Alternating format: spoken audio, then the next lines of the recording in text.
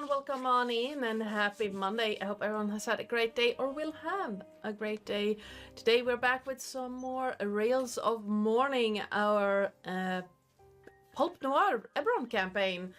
And I want to thank everyone who came by on Thursday for the first episode of Eve of Ruin. That was fun. Yeah. Out of 2 options presented to my players, they chose option number 3, as usual. You're welcome. You liked it. It was fun. I liked it. It was interesting and a brain exercise, and I realized at some point I'm probably gonna need to make maps out of these houses. But you know, it's fine. I just feel bad for Oswald. Oh no, yeah. Poor guy.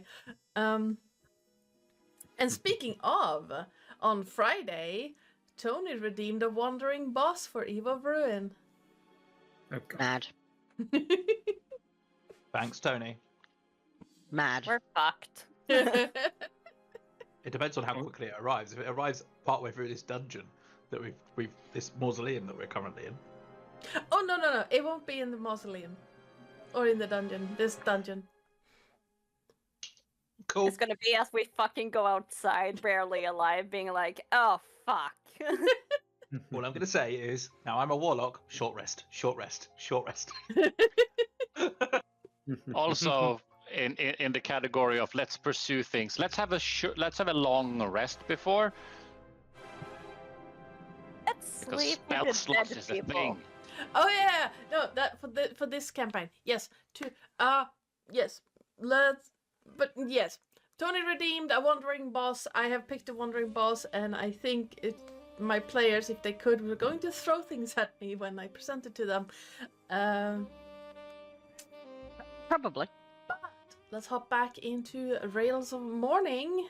The music you're listening to right now, hopefully, is by Aaron Kenny. It's called The Black Cat, and you can find it in the YouTube library of royalty-free music. The music and sound effects during the game will be by Sirenscape, which I just realized I have not hit play on, which is fine.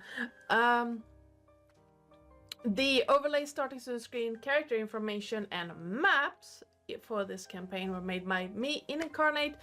Our beautiful character art was made by Nathan. The chest weasel was made by Pointy Hat, and you can find both of those over on YouTube. And while you're on YouTube, you can check out the new stuff both on the TTRPG channel with the Eve of Ruin episode going up, having gone up today, earlier, and some Minecraft stuff over on the Minecraft channel. And if you want to talk about these things, you can do that over on our Discord. And last but not least, if you want to see what you can do to help or hinder a party, like a wandering boss, you can type in !perks in the chat.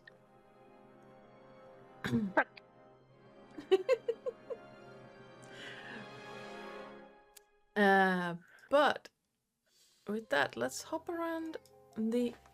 What are you doing? Hi.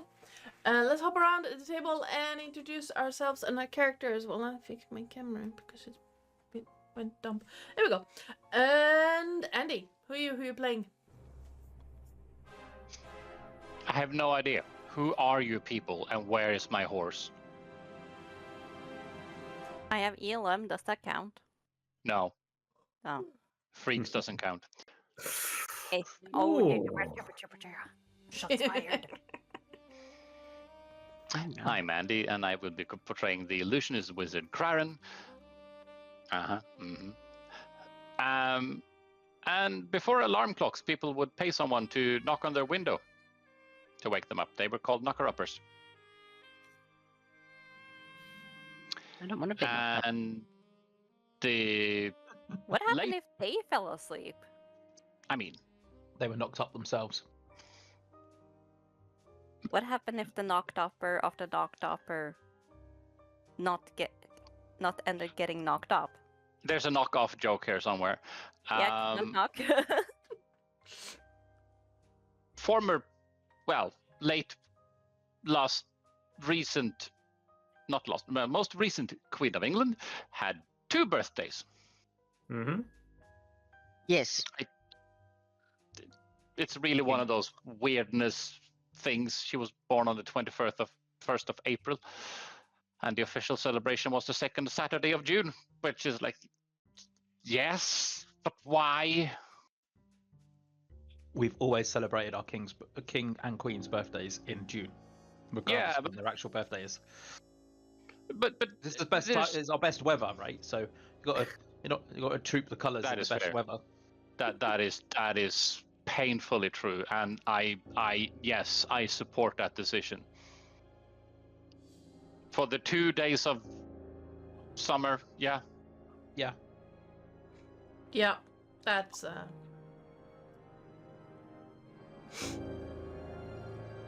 that feels about right. Yeah. Lillith. Hi, I'm Lilith, or Lily, or Lils, or Queen of Ducks, Quack. and I will be portraying Mal Bleakwood or Flo Bleakwood, depending on the flip of a coin. The satyr hybrid werewolf Borkborg of the party. Wolf. The noise. Some gun from my eye. Terris. Hello, I'm Sir Terris, your friendly neighborhood ferret. Currently, I am eating a piece of chocolate. I am portraying tonight Oren Weaver, the albino drab bard. And did you know there's a parasitic fungus that infects ants and forces them to climb plants, latch on and die? Then it grows out of their body and raises spores down onto more ants. That I do know. I I believe did it's, know that. It's Actually. called any corporation you work for. I mean, that is also true, but at the same time, I don't remember the number last seen. It's at least 6, or if it's 7 different species of fungus that does that, and that is just those that is limited to ants. It does the same thing to a few other things. Fungi are weird. Yes. They're fun. Aren't you a fun guy? Speaking Indeed of I am. fun, guys, Psycole. Hi, I'm Psycole. I am slightly psychotic, and I will be playing Remus Dodon, the Kalishtar barbarian fighter. I still want to say that as barbarian warlock. Maybe I can take a dip in warlock. Anyway, I'm Biter not rock. sure if That I w- want that. That will be interesting. I'm not going to lie. Yeah, Um, biter lock. Anyway, yes, and I have my free dad jokes for you. Are we all ready? Even though I've busted a few out already. Is everyone prepared? Is everyone Yes. bracing themselves? No, but go. Why did the skeleton not go to the party? Because he didn't have anybody to go with. All Speaking right. of ants, what is the largest ant in the world? Antarctica.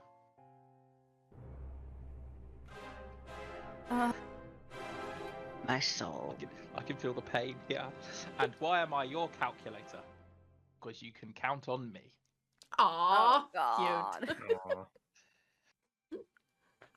I might put 'Cause that in you a Valentine's excel. card one day. That's it. I'm done. I'm all good. No, what? I said because you excel. Oh yes, because I do Excel. I do Excel. That's also quite good. I spend a lot of time in Excel. That sounds painful. Did you? Okay. Nathan. No Hello, particulars? I'm Nathan, otherwise known as the Art Arcana, and I am playing Romulus Del Dawn today, the Kalashtar Hexblade Warlock, who's also a Blood Hunter and is also a book of the party. And my fun fact today is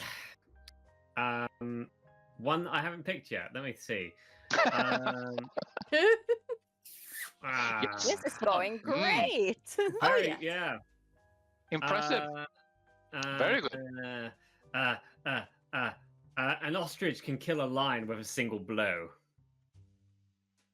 That I do believe. Yeah. I don't think I'd want an ostrich to blow me.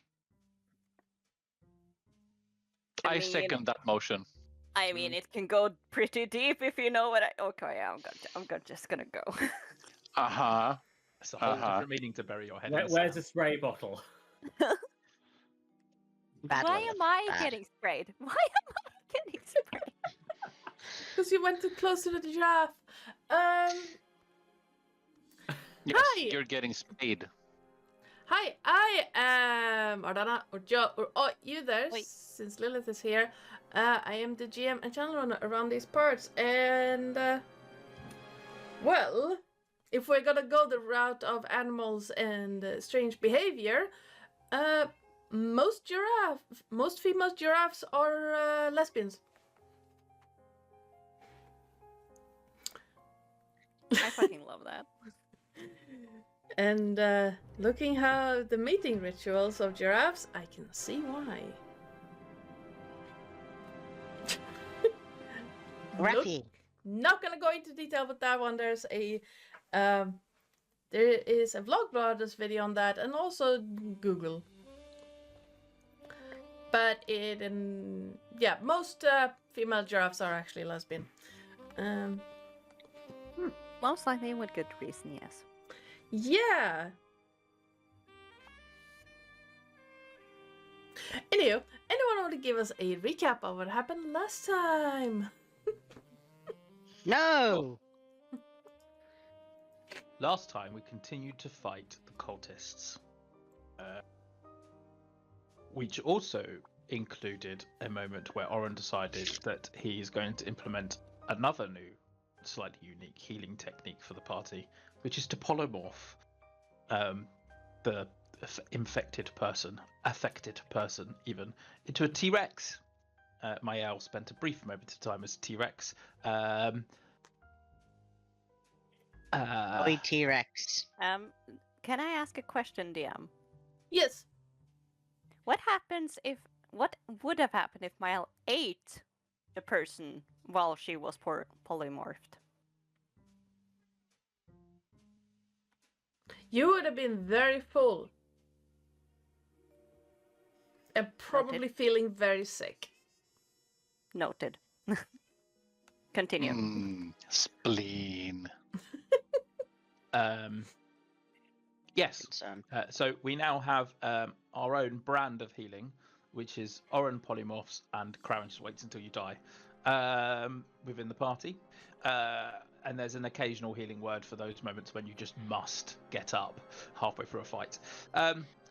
Anyway, we've concluded the fight. We recognised that one of the people was... hold on. Where was I? Oh, Oren searched the bodies of the cultists,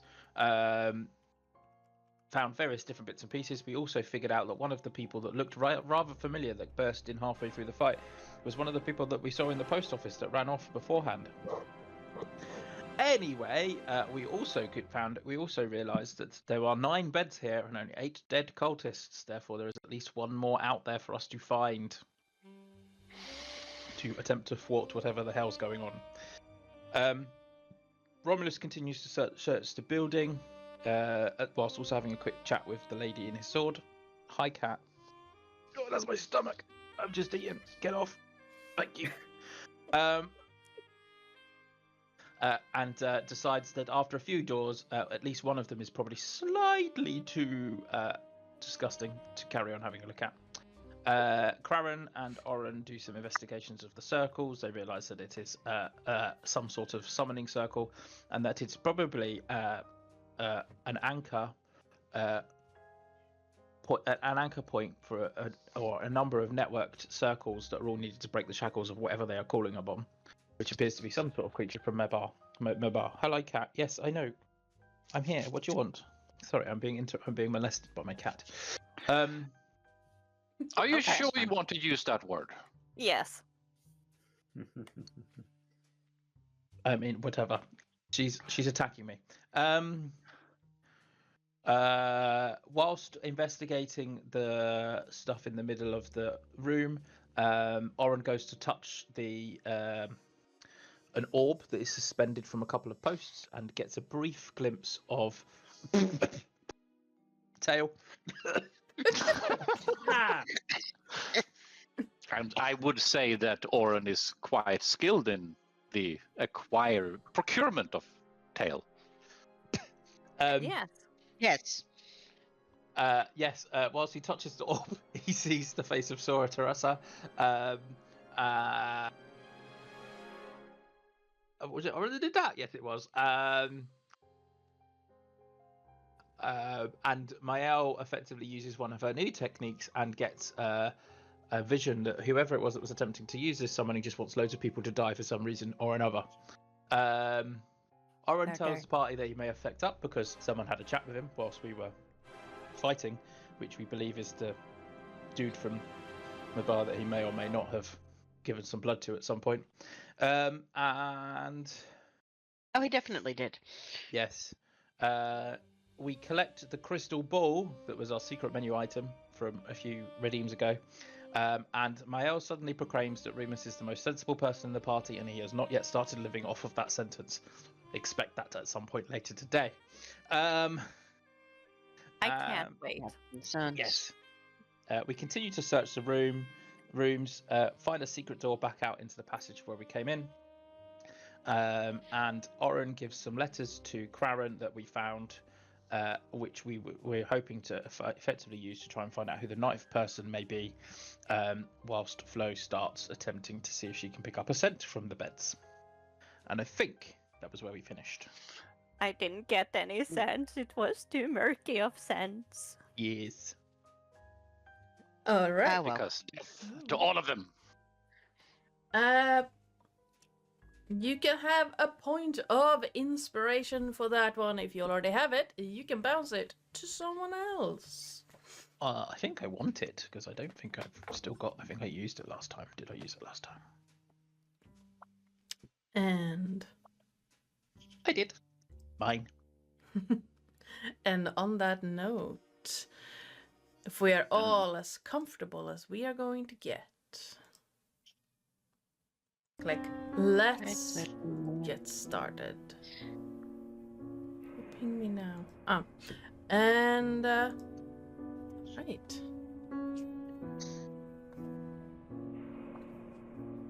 The stench of offal and blood is heavy in the air. The dripping of moisture clicks softly on stone nearby. Selvandath stirs softly in your mind, Remus, but makes no move to be heard. The circle at the center of the room is quiet, for lack of a better word. The chalk smeared across the room by the water used. The braziers knocked out and cold. The torches that light up the room are slowly turning from pale white blue flames to a more normal orange. And there's something familiar about this type of light. Something that seems like almost like a long forgotten dream. A memory held by a child too young to make sense. The dragon in your head stirs again and you get a sensation of words. A powerful adversary was here. One I do not know. And the diviner of the crag. I want to burn them both. What would you like to do? I would like to attempt to reply, please. Absolutely. Go for it. Sure. I will say, well, it definitely seems like Sora Teresa is aligning herself contrary to the goals that we appear to have fallen upon. Although, I'm sure someone said something about prophecy and the fact that she just wants prophecy to come true. Some sort of dragon prophecy thing.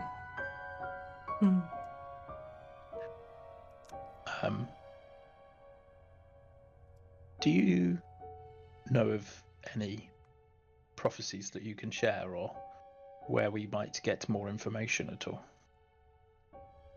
We've heard the one about some sort of silver beast getting to what we believe is the Mournlands and what we assume is the train, but we haven't quite heard of any others that they may also be trying to bring to pass. The draconic prophecy. It's not just one strand, there are multiple. Different things, different texts for different eras. If the diviner of the crag is looking to make some come true, well, I am not in a position to tell you what they are. There are scores upon scores of them.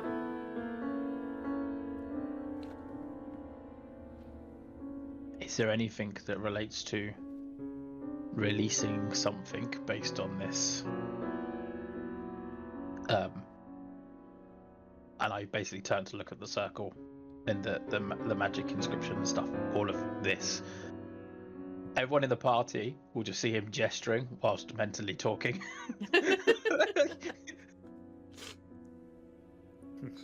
You feel your eyes heat up slightly, you know, like if you're watching something warm, and your vision moves from the slightly pale blue to a more orange tinted and kind of fractaled. Yep. And let me do a thing. See if the one that remembers. Nope. Aw, kitty. Kitty cat. It's familiar, but I don't remember it. It could be a number of things. Damn. Do you have any ideas of who might know? Appreciate that it's been, what, 50 odd years since you've been attached to somebody. To 50, how long was it again? 50, 100 years? Longer than it should have been, considering we're only 29. Plural number of many years, yes. Yes, since it's been many years since you've been attached to somebody.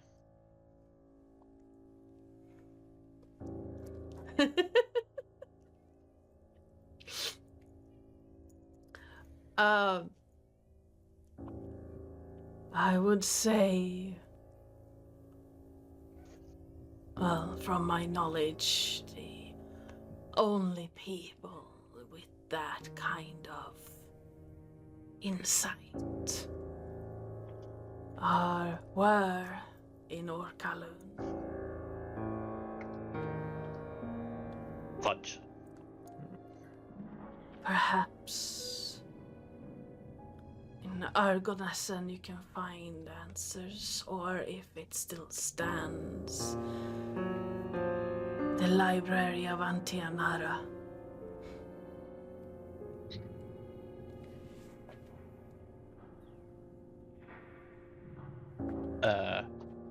Where's that?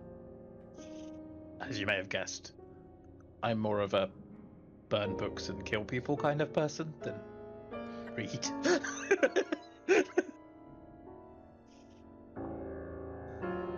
It's in the jungles of Zendrik. Right. If it still stands. If we suddenly lose the internet connection, please be advised that we blame Pearson. Yeah. Oh, is he in the router again? No, it's more of a there's a cable underneath the door, and every time I close the door when we do D&D, he goes, close door, scratch, scratch, scratch, scratch, scratch, scratch, scratch, scratch, scratch. And yeah, if the cable goes by, so does our connection for the foreseeable future. Ow! You can't Oh. see this, it might be slightly out of camera. My cat has basically started now trying to do biscuits in my beard. Whilst laying underneath me. Just had a claw to the chin. I love her. Our void cat does the same thing. I enjoy your suffering. Fuck you. There's currently a claw in my stomach. Okay, yes. It's called acupuncture.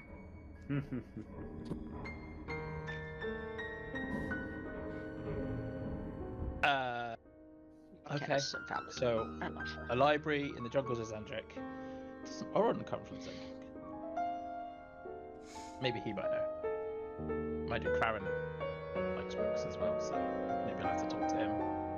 God, that's a terrible idea. Imagine me talking to Claren about books. I'm now basically completely talking into my head.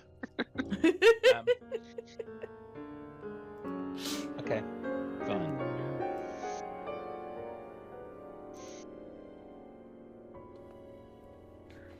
You know,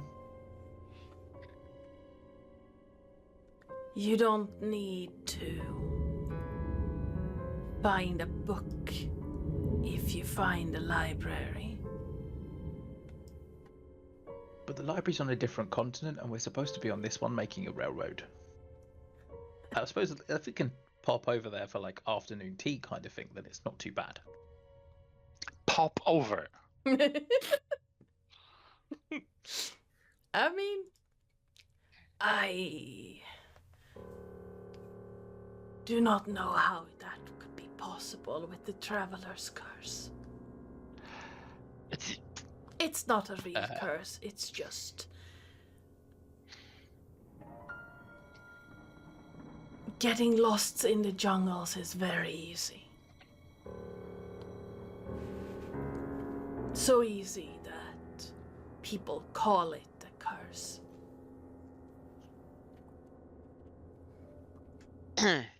Here's a paper on the traveling salesman problem. There's jungle, let's go.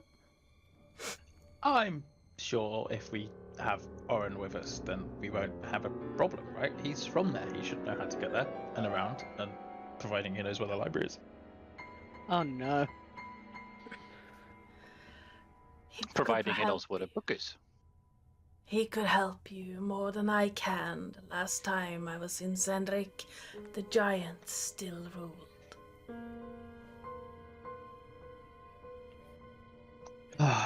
Okay. Well, did you have fun earlier? I quite enjoyed smacking that dragonborn around, but It was. I don't know, it just didn't really... It was missing. Excessive violence. Yeah, maybe that's it. Maybe I just need to tear something apart with my bare hands.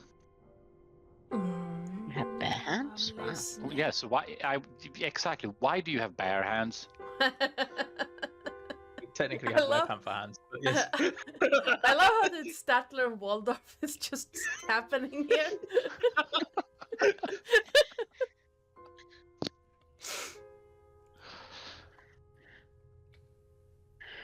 Sorry. I have concerns.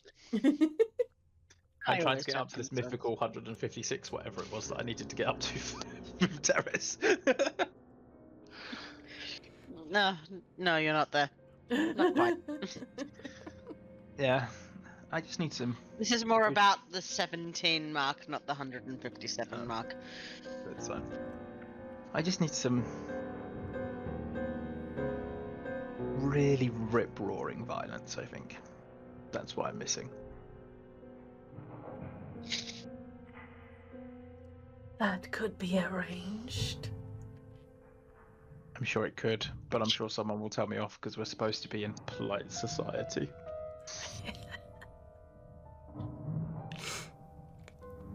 I wish I could help, but my knowledge of this world is woefully outdated. It's fine. I'm sure, Hi Cap, I am sure that I will find something to hit at some point soon. And if worst case scenario, I don't know if you were kind of aware back then, but do you remember that dude that I threw those like orby things around for? Yes. Well, his ship is in the port. Oh, really? Yes. And Maybe you never know. Well, apparently he can fly. So imagine if we get hold of that, we kill everybody on board, we get hold of a flying ship, and then we can go to the jungle. I like this idea. Yeah. Flying ship. Interesting. Yeah. Fortunately, I don't think everybody will like that very much. You right, Boston. I love it. Maybe that's plan B. Apparently we have to go to a masquerade ball tomorrow.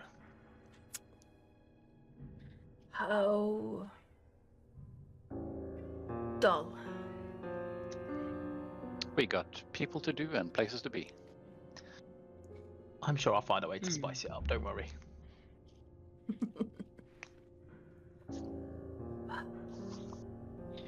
Sometimes you have to play nice in order to play fun later. Yes, I agree.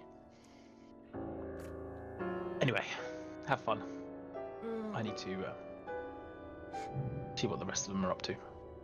All right. You mean stop walking around like a lunatic Yep. with wildly gesturing things in the middle of the room? Yes. That bit. Yeah. You've probably seen him like clench his fist multiple times. He might have swung his hammer a few times when we started talking about violence, and it's all been a conversation that's been going on in his head, with the possible exception of you might have seen his eyes glow red and fractal like a dragon's at some point throughout the whole process.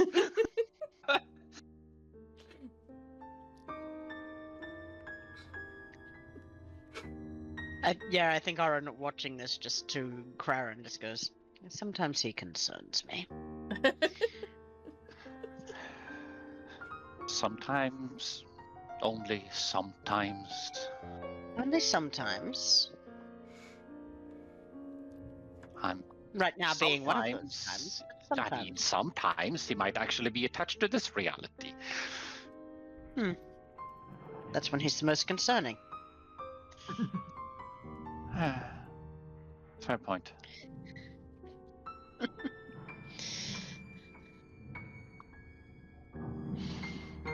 It's the disconcerting behavior that it makes me want to carve his spleen out from between his ribs. Are you having this conversation in Common or Elvish? No, definitely Elvish. Talking smack is Definitely always Elvish. Elvish. Yeah. Hold on a minute. So, I'm going to ask a random question, and this probably doesn't work on this plane because it didn't come this way round. But would the dragon know Elvish? That's a fair question, I guess. Because, like, in the Forgotten Realms, it might be that way round. Because, like, I mean, on the I'm other gonna have hand, to let's also not forget that the dragon, that the dragons in that context was around before there were people. I have to check that actually because that's a good point. It is a really good point. It's also a really weird timeline. So it's like, I hear what you're saying and I like it. It's also Yeah. No, weird. because I can understand if they can speak giant or the equivalent of giant, because they fought each other, right? So, didn't they? Or was that different? yeah, and some elves aligned with dragons against the giants. The only elves, according to Eberron mythology, that still stuck by the giants were the ones that later became the drow. Ah. Let me check.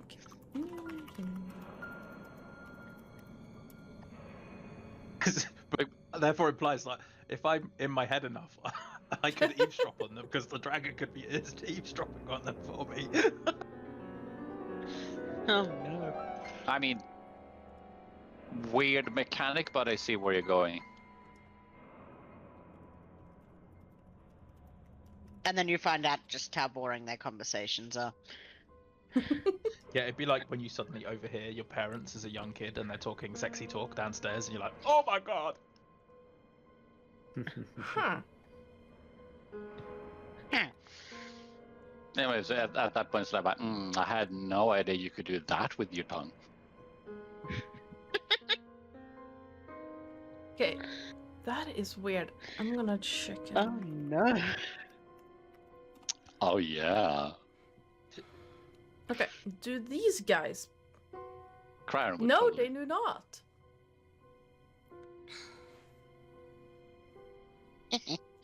That is quite interesting. So they don't speak Elvish. No.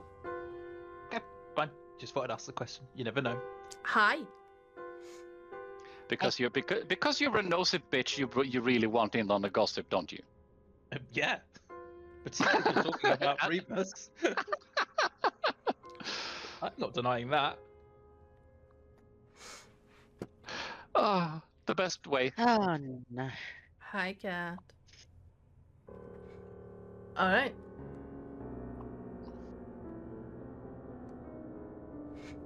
So while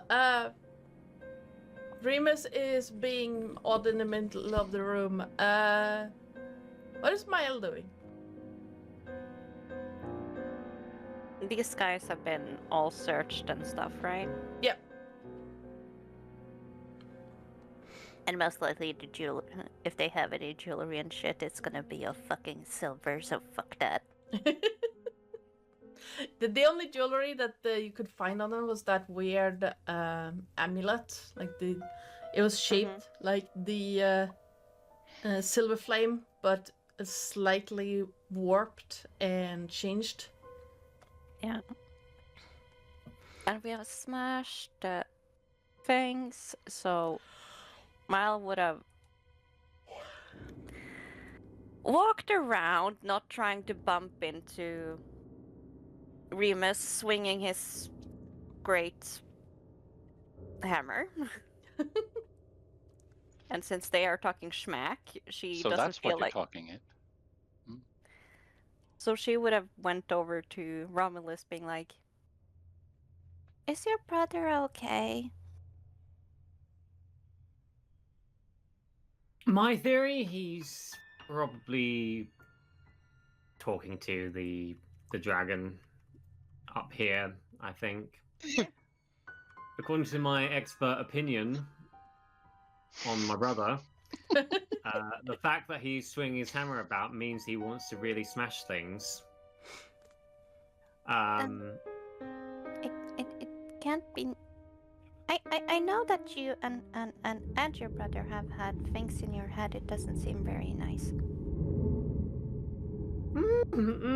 It's something that we've always had. Like, we've always been able to get in, like, speaking in each other's heads as long as we can remember. It's always been a part of us, so it's... Oh, I didn't mean like to each other. I mean like different. I mean, your brother had a dragon. You had the demon sword thing, I think. Oh, I see. Well, I've also had the dragon in my head, and the lady in white, who is in my sword, who was originally in the sword, but we had to deal with the demon first before we could sort out the lady. So the lady in white could be kind of free of the demon. You can see I've had a loading. lot- You can see the loading screen over Miles' head at this I- point, being like, "Oh, okay. I've had a lot of things in my head, apparently. Yeah, I'm very happy I don't have that." No, I can imagine. I'm used to it, so it's all good. It's Speaking of like things in my head, I had a thought, and I want to pull out a sending stone and give an update to Tarek before he I need to get a shirt with saying I'm with the Lulu. I have concerns. I will now vaguely gesture to the rest of the party. Yes. I What did I miss? also Remus. No, Romulus, sorry. I feel very outside when they start talking Elvish. I know what you mean. It feels like you're very much like I'd imagine when they speak Elvish when they're having a private conversation. Obviously very important to them. But I do understand what you mean about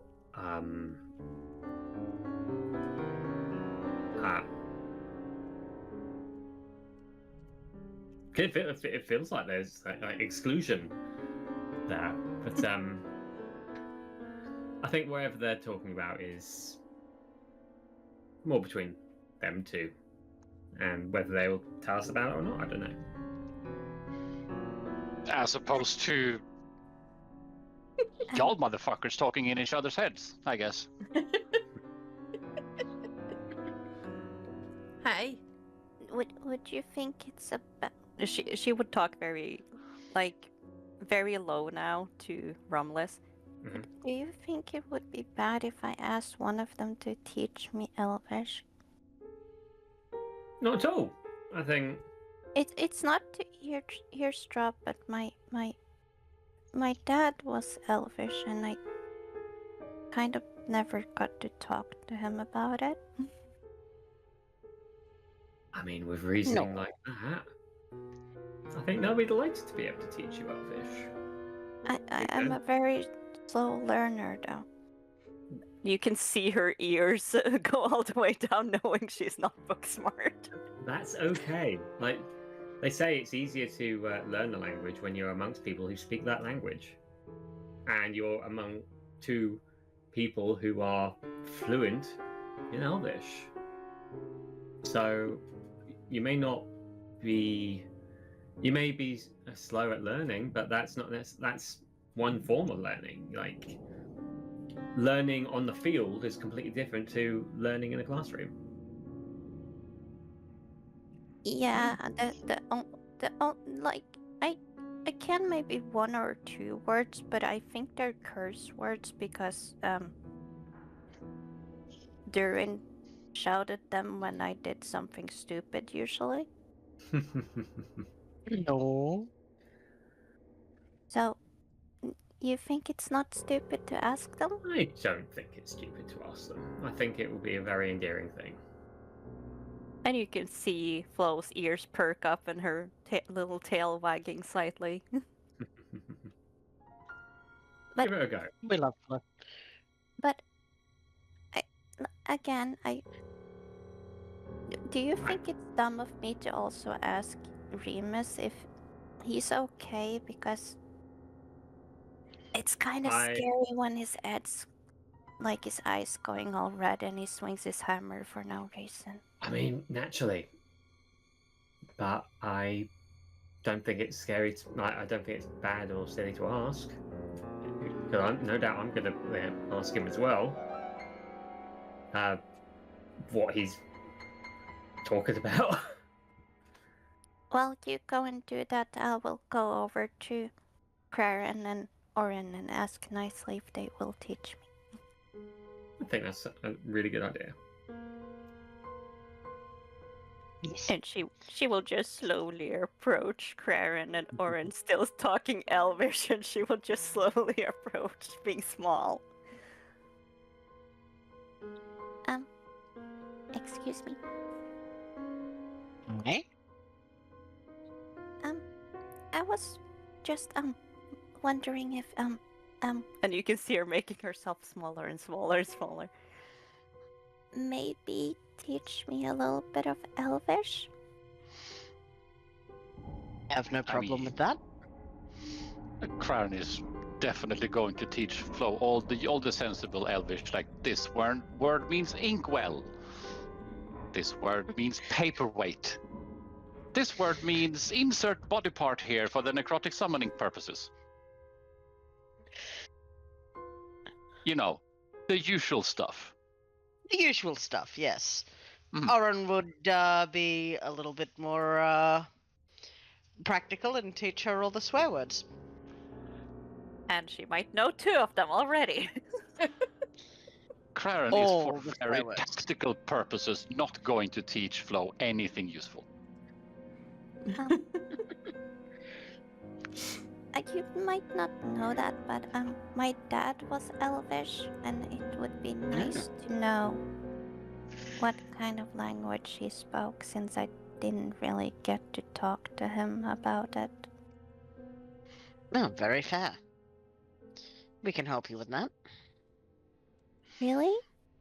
Mm-hmm. I mean, we speak vastly different dialects, mind you.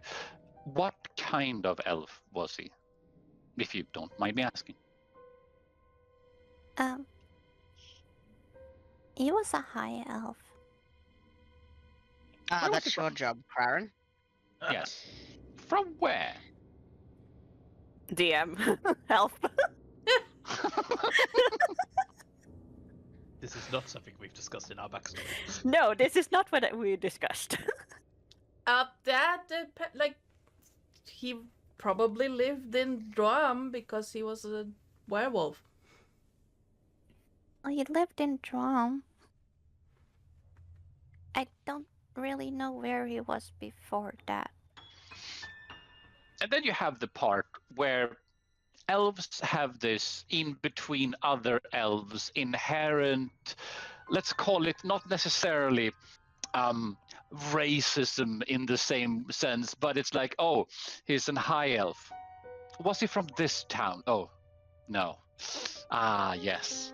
The lesser high elf. That Does it seems help? to be that seems to be canon in virtually any fantasy game thing book ever. I don't know exactly where that comes from. I'm not going to say that Craren is going to be on that, but it's more of a just trying to see if he's from anywhere near Craren to gauge if there would have been any inherent hostility between where he's from and where Craren is from, if that makes sense. Well, I think the only thing me and Joe discussed when I was there last time was that because it's part of my, what is it called? Heritage? My bonds is that my dad was from a noble family, but he left after he became a werewolf and got married to my mom, who was a satyr. So that brings it to what noble family? Yeah, there are several, like, you can be a noble without being dragon marked. So there are Yeah. several. There are lots of different noble families. Yes, but that's what I'm saying. There's a whole metric factor of nobility. Yeah. There's a difference between royal as in, governing family of a region type deal, and nobility as in duke or duchess or something other low life of some weird forgotten nook of a forest that someone used to own. I like how if Craren is asking Mile all of these questions, she will basically stand like very confused because she didn't know her dad very well. Because he literally died when she was 5. That seems like a Flo problem, not a Craren problem.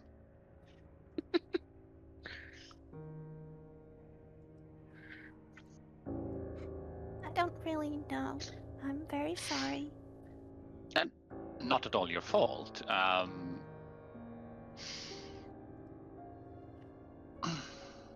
There's not too many. If you could just, teach me the basics? I mean, naturally. And I'm going to assume that over time, much like how I used to when I educate people on IT, right? Language works basically the same because programming it's a form of language.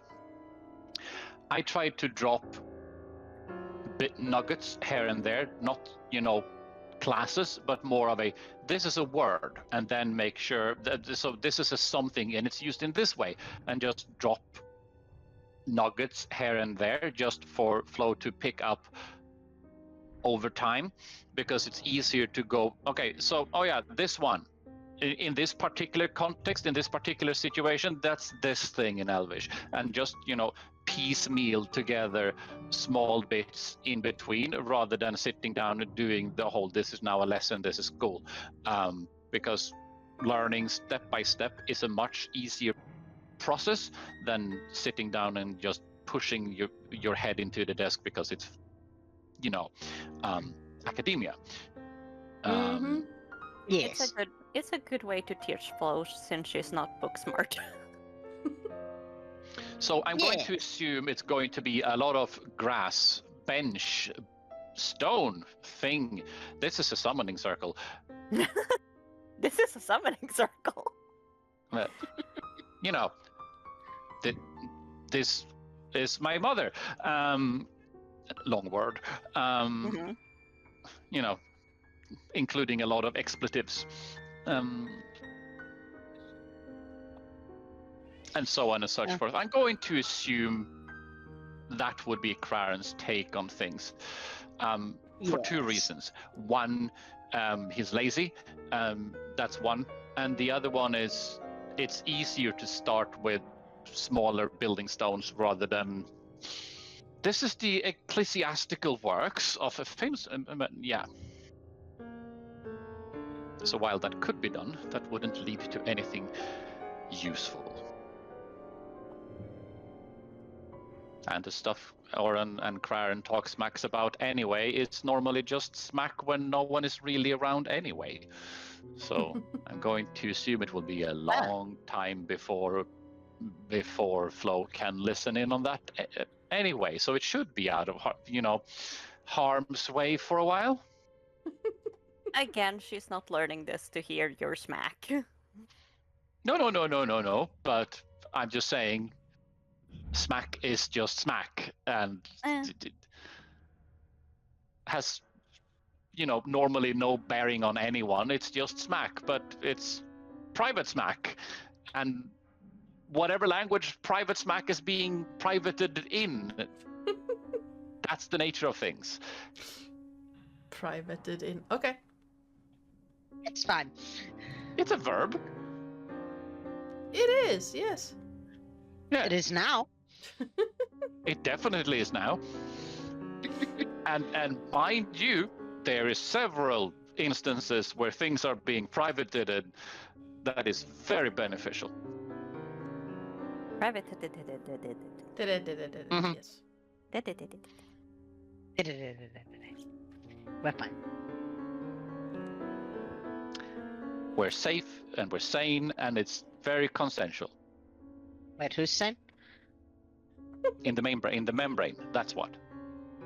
I thought that was insane. One of those. Maybe both.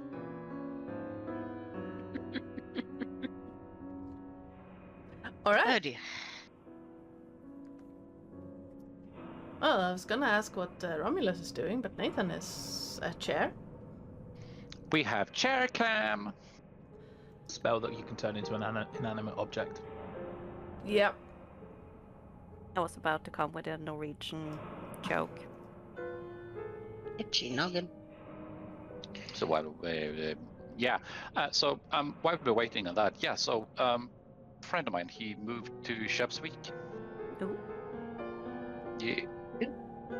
I mean, he works there for about 2 months, and then have about a month, maybe 2 off, and things to the sort.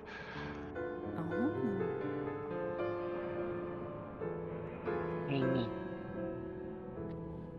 Alright.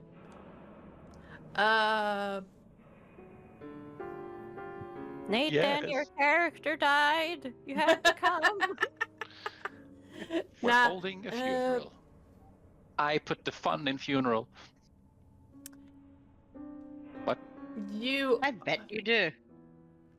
The air in here is starting to become more and more foul. One of Let's the reasons vacate I the chose premise. to leave. But again, Nathan's character wanted to check on his brother. God damn it!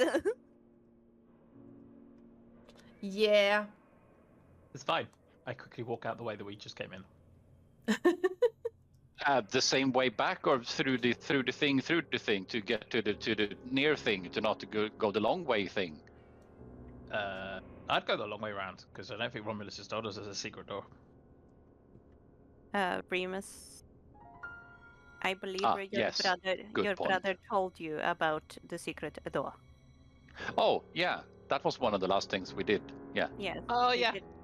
Because we said secret tunnel. Yeah, okay, fine. Yeah. Basically walk Yes, through here and night. and Tunnel. Remus mean, was you're mad still- because he was like, well, there was a secret tunnel. I'm not going You to could have stop you smashed them taking all. the long way around. Yeah. So, we need to find this ninth person. Crowin, is there anything in those letters that tells us who that person might be? It may or may not be, but I also need to rest. Why?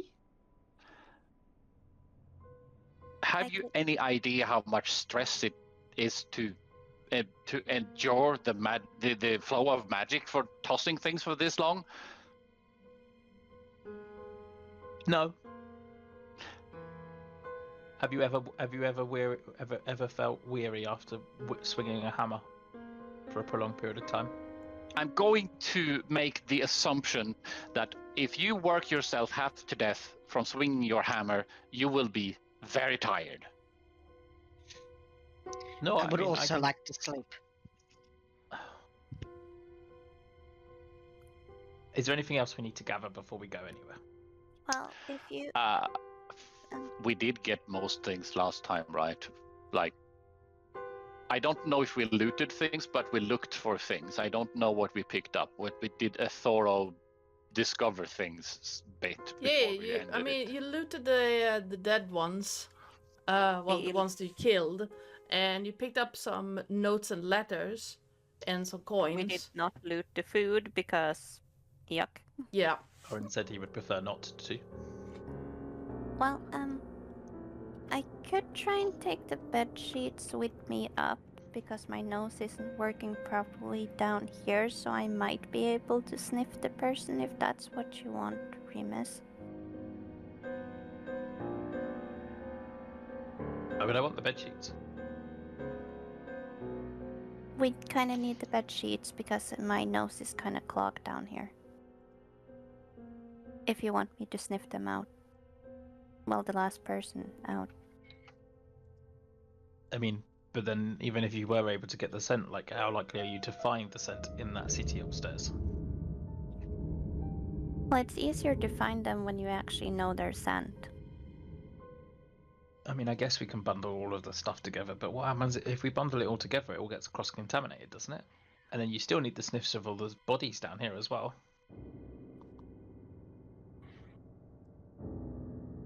And you can just look at Flo like cringing her nose as she smells everything down here. I just think we're gonna leave. Oh, Oren, have you heard of something called the Library of Antanara? Aye. Apparently, it is in the jungles of Zandrick. Adana, have I heard of this thing? Give me a history check. If you paid attention in Maybe. class. Now Dear you're history. asking really mean things. Apparently you did. That's an 18. Yeah. Wow. The Library of Antianara is half myth, half actually there. You haven't been there yourself because it's in the middle of the jungles. To Welcome this. to the jungle. Let me double check the map so I don't give you completely weird misinformation. The where would that be? I have to oh, it's not on this map. Hold on, I have to double check something. The library, it is a nope. It's a no. Okay.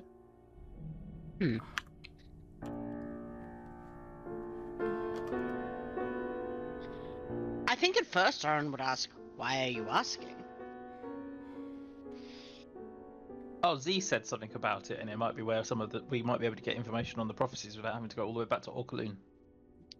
Who? Z, the dragon that's in my head. Ah. Yo. Voices in your head isn't necessarily a good thing. Oh, yeah, but then I can speak to other people in their brain, so I just assumed having voices in your head was kind of normal. Ring of Storms. It is severely not normal. But then why could Romulus do it? You're supposed to have voices in your head? I mean, I have voices in my head all the time, so. and then I can physically talk to people in their head as well. This is true, you can do that. This is a mode of communication that is very rare. Is it? I mean, It's Yes. exceedingly rare. Oh. Well, I mostly grew up around Romulus, and because both of us can do it, we just assumed that everyone could do it. Plus, It's a when we very talk- natural thing to assume, and I'm not in any way faulting you for it, not at all. I'm just saying it is exceedingly rare. Ah. Which may explain why people react when you do it, if that makes sense.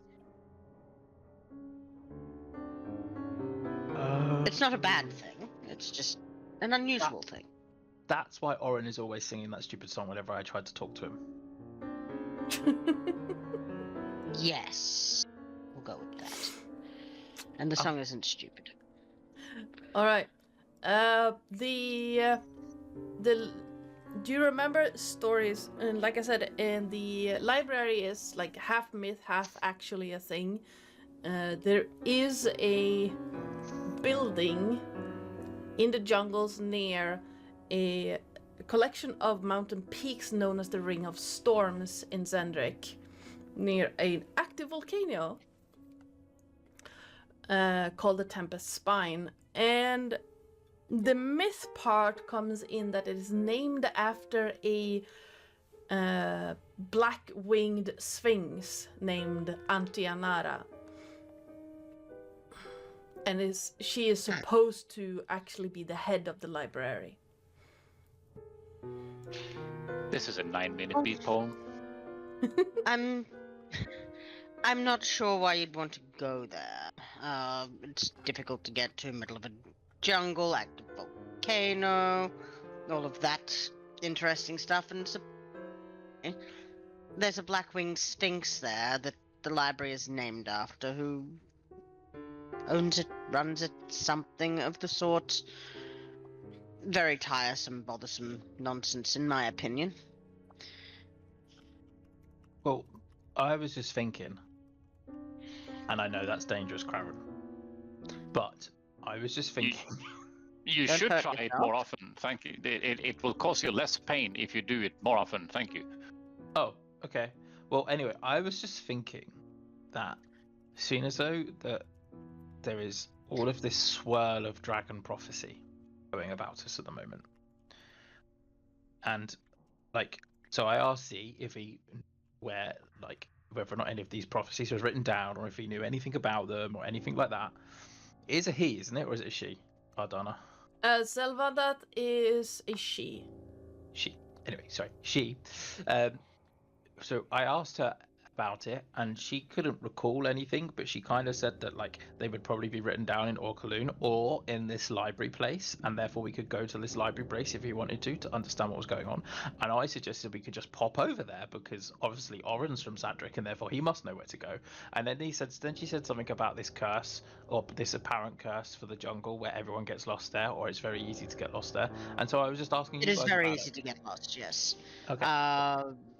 But that doesn't mean that it's not actually cursed.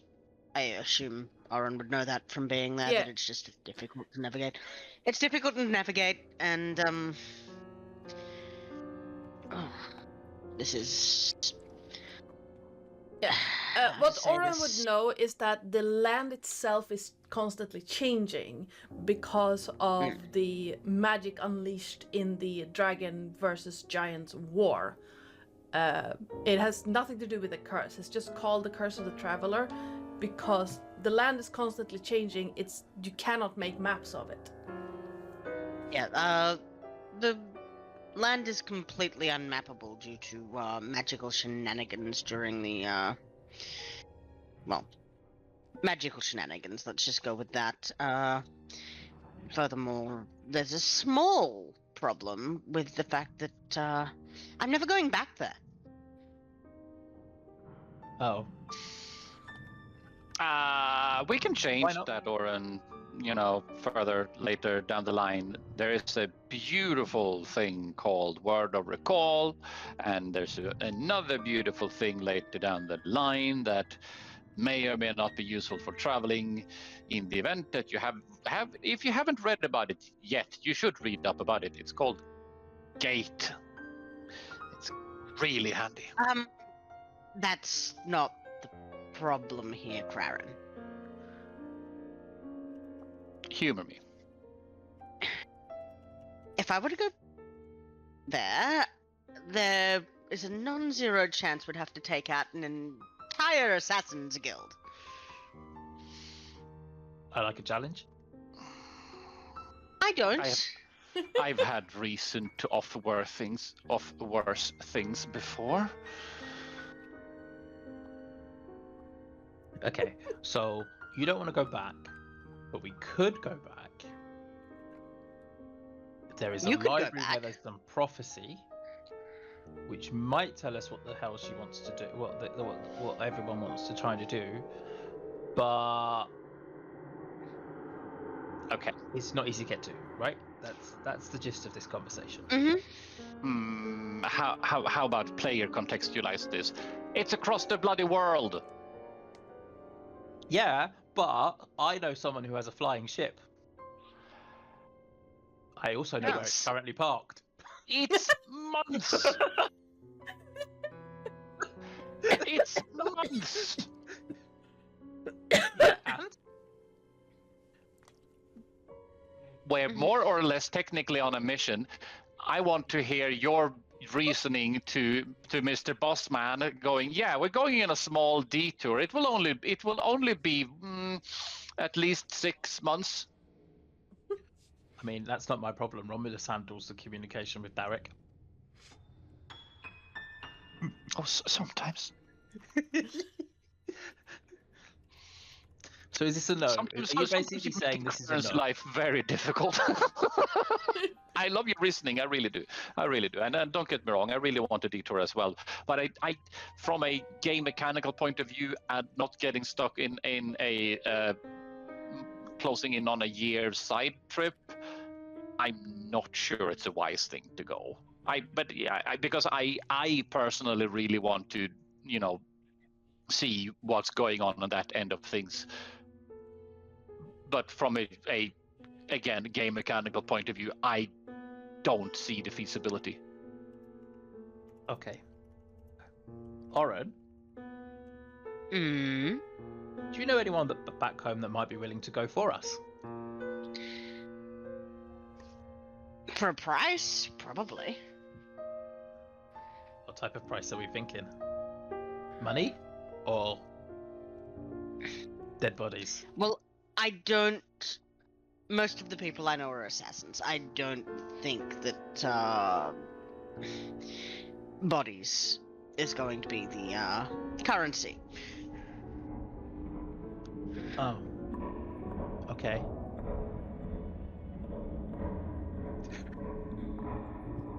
You sound So- disappointed. Well, it all depends. I need to get a frame of reference for how much this is going to cost. I'm also going to assume, considering how to phrase this, the profession, worldly possessions isn't necessarily something you're attached to, because you have this habit of being detached from it ever so often. Yes.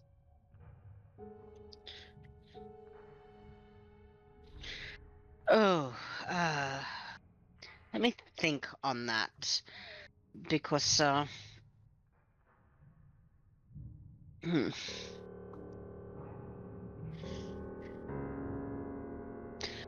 you could probably get away with the information, honestly, but it would have to be something particularly juicy and Ow? Just whip me in the eye with a tail. Oh no! Oh, yowie. Got in for you. I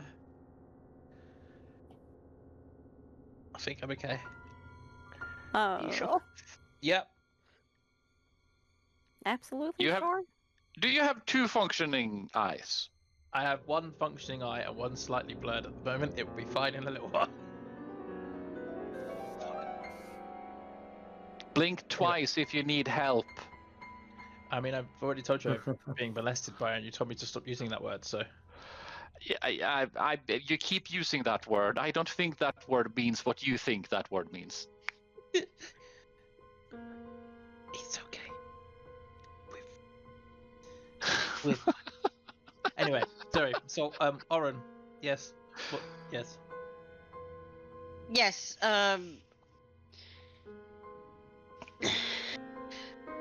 you might be able to get away with brokering information, but it would have to be something particularly juicy. Okay. And probably specific to that person's, I won't say interests, but something that will help them with a difficult job, that kind of thing. And honestly, I wouldn't recommend it, but Which is code to say diplomacy. Well, that's your area of expertise, isn't it, Karen? It is, and I was about to say, and I'm not quite sure you enjoy the bee. No, I don't. I hit things. That is entirely fair. My form of diplomacy is normally used when your form of diplomacy fails. yes. And I'm And occasionally- very appreciative occasionally- towards that. Yeah. And occasionally in the modern world, when they can't be bothered to do your form of diplomacy.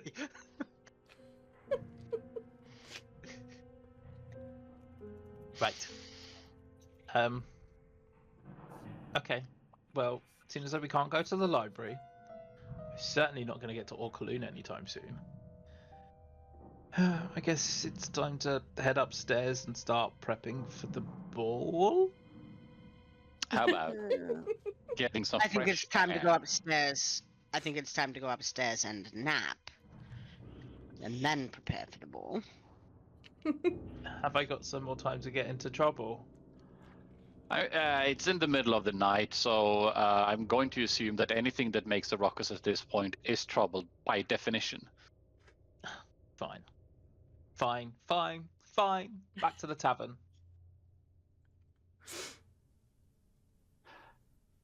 All right. He's sulking. Look at him. To save the day. All right. Well, Romulus, you said you were update Derek. Well, what message do you send?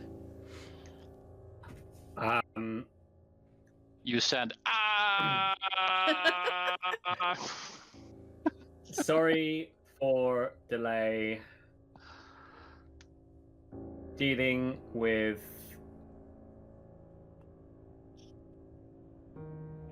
business working on deal. Will send updates soon. All right. We have a ball coming out. Eh? And at Just the end, being imagining like, for- very fancy. I'm just imagining Derek being like, ball? Yes, it's a 9 foot in diameter big steel ball, and we now have it. You will get a reply from Derek. Glad to hear you're still alive. Good luck at the ball. We got balls of steel. Interesting.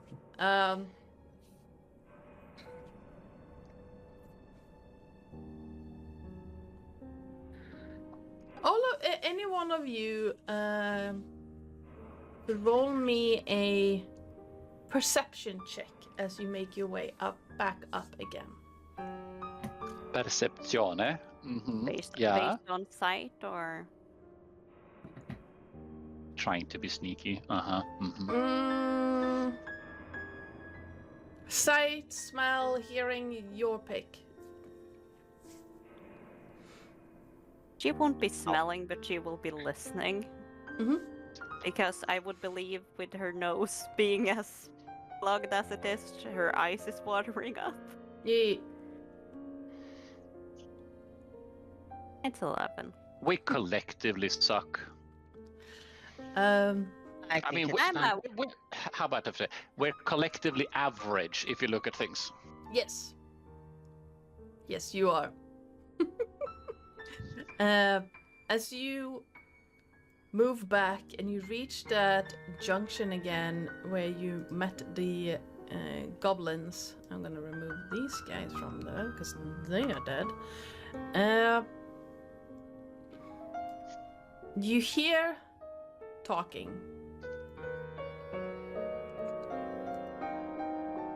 That a kind of sing-songy way of speaking, and it sounds calm, relaxed, and as if 3 different voices have a nice conversation. You can hear a little bit of crackling, almost from a campfire as well. And it's not coming from the place where you were told that their camp was, but from another room on the other side. Over here.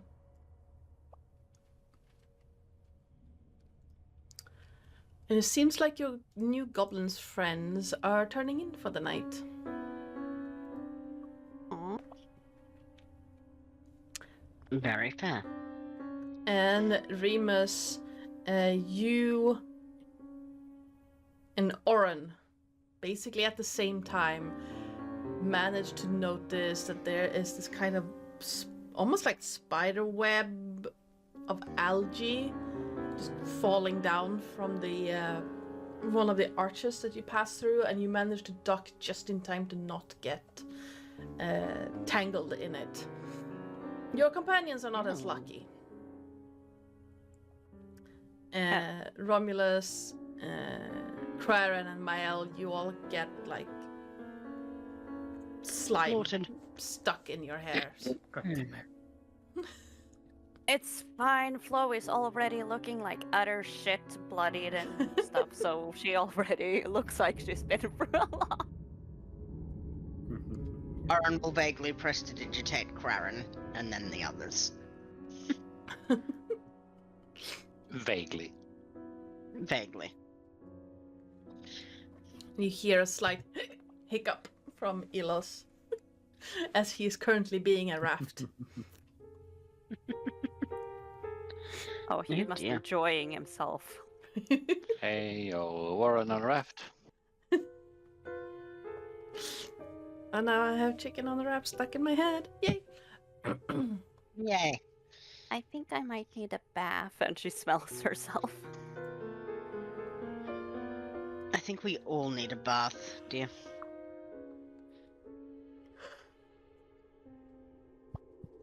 And as you reach the ladder up and climb out of the sewers, night has settled over Zandrar, and the city is almost eerily quiet. Where is my... There it is.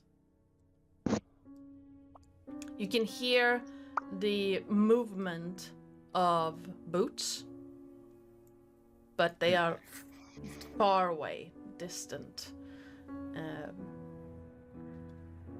You can hear the click, click, click, click of horseshoes and the groaning of a single carriage again, very, very far away. The city is empty at this moment. Good. Makes a change seeing it so quiet. I agree. It's not an unpleasant thing. So it might be worth making our way back to the inn quickly. Cities at night aren't exactly safe either. This is true. And I would desperately like to sleep. Agreed. Well, rest. Crown was about to ask, but they're rubbing off on you. Doesn't look good on you. Apologies.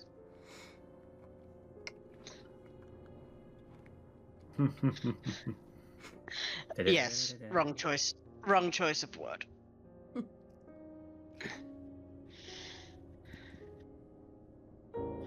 All right. You make your way across the city of Zandrar at night. All of you, please give me another perception check. Which way are you Really? going? Are you moving along the streets or like cutting through alleyways? Let's see. We're going to way over there. I'm going to assume more or less. Well, along the street we have having ahead of us, but then essentially here, just straight through. Because you're Natural 20. you're Nice. mostly just Ooh. crossing like between 4 houses. You don't need to do more than that. Yeah.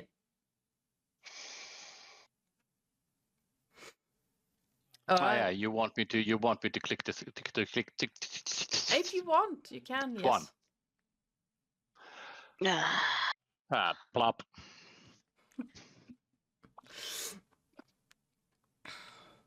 All right. Cat, you're in my way. Romulus. As you move through the city of Zandrar, it is strange, almost eerie, walking through a city so active during the day and so quiet during the night. You're looking around, just taking it in. You can hear the running of feet, small, light steps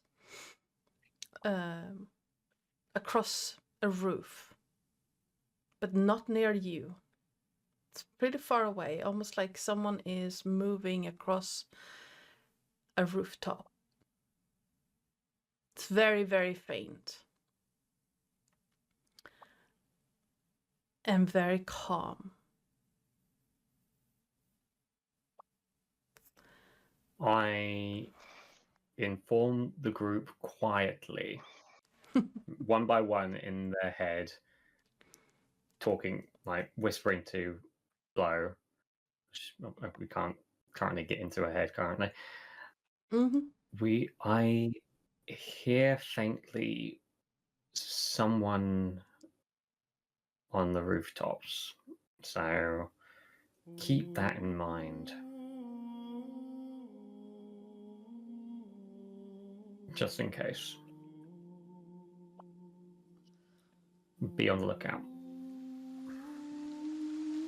Heads up if you encounter another drow. Not me, obviously.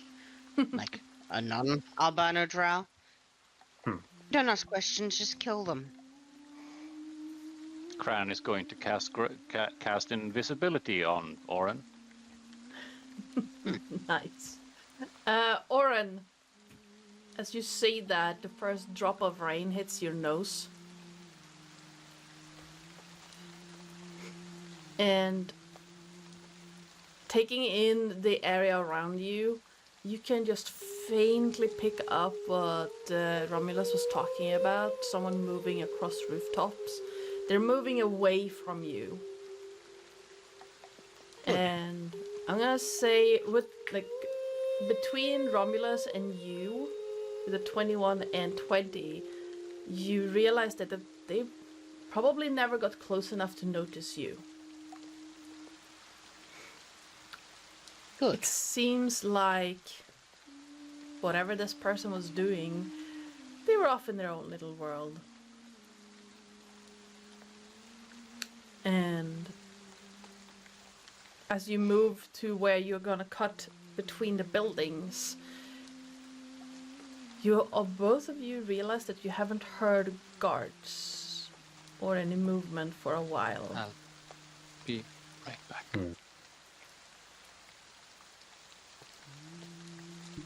I would have thought, Might be advised especially this to be time on of alert. night. I would have thought this time of night there would be more guards. Yes. This is Would there... disconcerting. Oren, have you been here before? Remind me? Like, this is more of like a player question than anything. Has Oren been in this city before? Would he have? I don't know. Probably. Oren has been in most of the, at least the cities on the southern end of Corvair before. Oh yes, I've been here before. Do you remember the nights being this quiet? Not too seldom this quiet.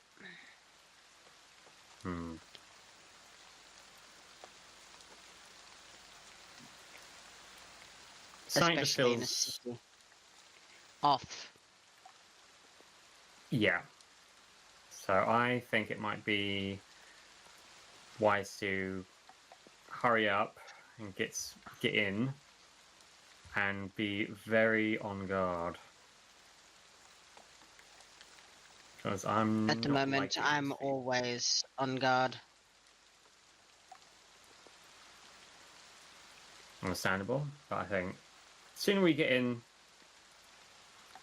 the better. I agree. And I get everyone to pick up the pace a little bit. All right. Always dragging herself along. Hasten the pacing. But let's not forget, Oren is invisible. Yes, Oren is invisible. Can Excellent. Remus fly up above the roof line and effectively provide an overwatch position? How very discreet of you. Yes. Absolutely, you can. Craren very annoyedly when Remus is starting to lift is going to, oh my god, not you as well, and then invisibility. There you go. Can you cast it on two? Yes, you can. For a second. No, I wait, thought he it's was going to do like a frustration. Mary. Yeah, out of frustration is going to cast it on Remus, which will drop it on Oren because it was, I'm not having a fucking beacon above my head. The beacon has been. I thought he was going to do like a Mary Poppins thing, where he's just going to, as Remus rises up, Crowns is going to grab his leg and kind of pull him back down and be like, no, no, no, no. Not today. Yeah, you can absolutely do that.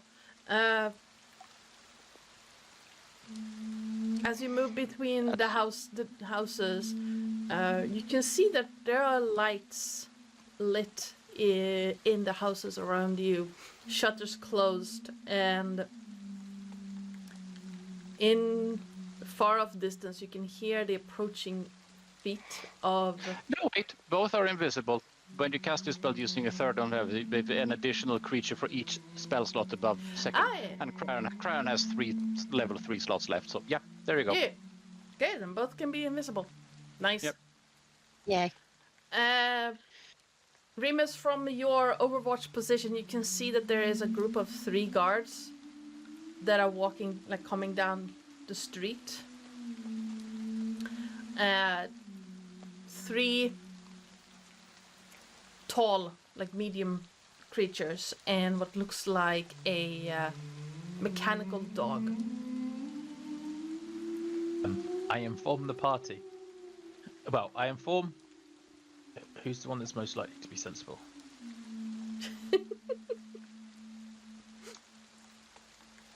The insanity unit that is currently flying, according. Oh yeah, no, I'm the sensible one of the party. I forgot. I messaged Claren, and I say there's some guards heading towards you. 3 humans and a mechanical dog. I don't know if you want to take cover, and I can attempt to distract them. Do we have any reason to hide?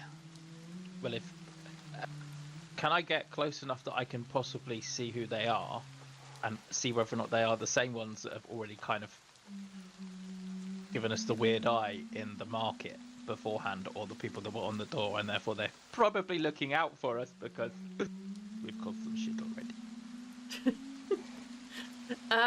Yeah, you can absolutely approach. I fail to understand what you mean.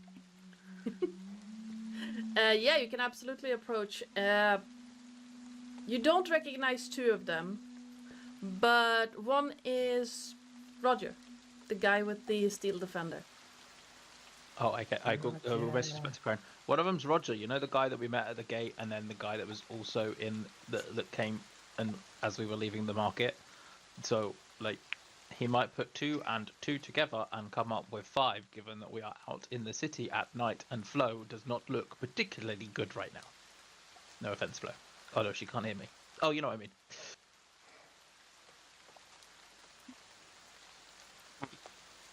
Maybe guys, it would be right there.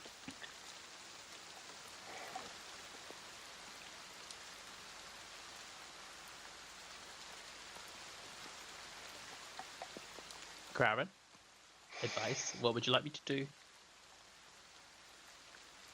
I mean, I could just drop on them. Let's not then say you did. I'm very grateful for the information, and I'm going to assume. Where in relation to us is this anyway? Let me grab the token. Really now, token? Well, they are about... They're about here. They're coming down from the north. If you scoot across the road really quickly, then you might be able to get into Where is here? I don't see here. just south of the Church of the Sovereign Host. In the street next to us, or in the street across from us? I'm pinging. I don't see that. I genuinely don't see that. Where That is... Remus is. Okay, because I still don't see that. Interesting. That is very weird. Anyway, they're coming down the road. Okay. I mean, you can all cut across before they even reach but you. because So. my general idea is more of a, just dart between these buildings, because those are the only buildings we need to dart between. Yeah. Yeah, I think that's like a pretty decent shout. Long leg first, and just... Chip, chip, chip, chip, chip, chip, chip, chip, chip, chip, chip. Blip, blip, blip, blip, blip, blip, blip, blip, blip, blip. Yeah, it'll take you about another 10 or so minutes if you walk at a brisk pace to reach the pikeman's arms. Yeah. Remus can get there a little bit sooner if he flies the whole way because he doesn't actually have to cut between buildings. I'm flying slow though because I'm trying to keep an eye on them and see what's going on around them. So Yeah. Yeah. Unless something happens, you'll be invisible for an hour, so that should be fine. cool. I'm gonna do something really funny in a minute. According to who? According to Remus.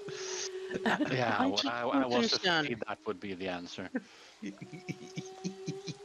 22 concern, by the way. All right. I'm 97.3% approximately sure that this will be some modicum of detriment to the party. Have I got time to fly back to the Church of the Silver Flame? What's your movements? What's your regular movement speed? So my regular movement speed is 40, but I've also got plus 10 because of the Ember Belly spell thingy-majiggy we've got earlier on. 10 or 15? 10.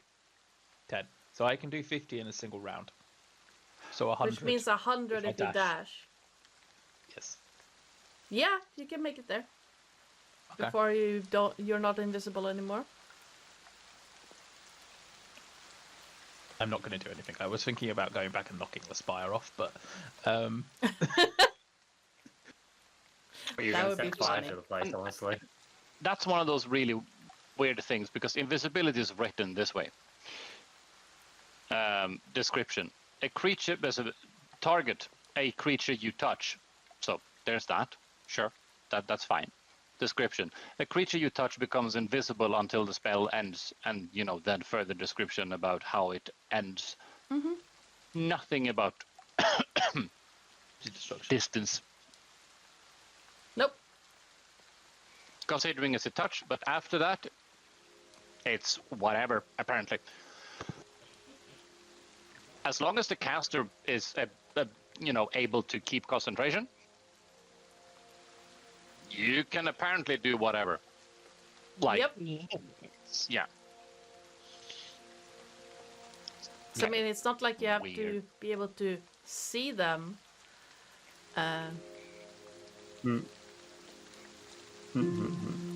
No, you could absolutely make it to the church and back before, unless Scran actually drops invisibility. As long as you don't do anything funny. I am so tempted, but given everyone else is a bit tired and would like to go to sleep, I'm not going to. How about I might reserve you it do? for How about another time. Remus do whatever the fuck he pleases, because he's way away, and we can't really do anything about it. But if he fucks up, it's his problem. I'm good. I really want to do it, but no, I'm not gonna. Alright, and I'll Aha. move you to the pikeman's arms. Chicken. Yeah, I am a chicken. All right. Quack, quack. Some people say that's what dragons turn into. That's what dragons evolved into. You're opening the window and letting yourself out. Yes, I'm opening the window and letting myself out.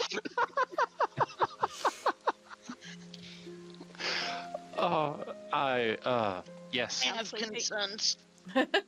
Some more We have concerns. 5 beds and you choose to sleep outside. Yeah, sure. Yes, with the dogs and my donkey. Donkey. When you get to the pikeman's arms and you crawl and you walk towards the stable area, Flo, you realize that boards have been placed up against the walls to create protection against the rain. So she can't get inside? Oh yeah, you can get inside, but it like where it was open before, it is now like you have to actually find a door opening instead of just walking in there. She would have found like the door, Yeah. crawled inside. If there's like, I'm expecting there's no baths in here, but I expect there's like a, what is it called? Trough. Water trough. Yeah, and she just bluffs herself down there and washes before bed. Yeah. Oren does tend to aggressively prestidigitate everyone before bed too, because he doesn't like them smelling. As you And arrive, behind the ears. Yes, behind the ears. as you arrived at the Pikeman's Arms again, the innkeeper, well, the proprietor, watched all of you walk in, and as a puddle would start forming at the door, he just lifted an eyebrow, looked at you. Technically, he sees 2 people walk in and 4 puddles. Yes. He just lifts an eyebrow and looks. You're late? Long story. Right. Outdoors is very outdoorsy in the event that you haven't noticed, and it just points to self and water. Yeah. We heard, yeah. I heard about the rain. Your beasts are safe. Put the boards up. Excellent. Let Very me much tell you, appreciated. it's very nice to not be outside. Yeah. Yeah. Do you have Okay. anything strong? How strong are we talking? How strong can you make it? Well, If ever. I make some stuff to clean out the joints and this, and he knocks his mechanical leg. Give me a glass of that. Alright, right you are. I'll have a And cup of tea. gotcha. The strongest Right. tea you've got. It's Well- infused since yesterday. I can make it with leaves. I can make it with special leaves that might also help you sleep. It And might I can make you it with the very thing I was- happy. I can make it with the thing I'm gonna give your elven companion.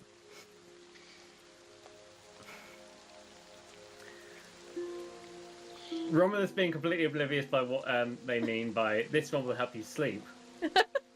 Romulus will have that one. Oh no. Just a Yes. reminder that this might be the same shit that you got in the forest. And then, whilst as Romulus says that, I mentally connect with the barkeep and say he'll have the thing that's being he'll have it make it out of the thing that you're giving to the elf.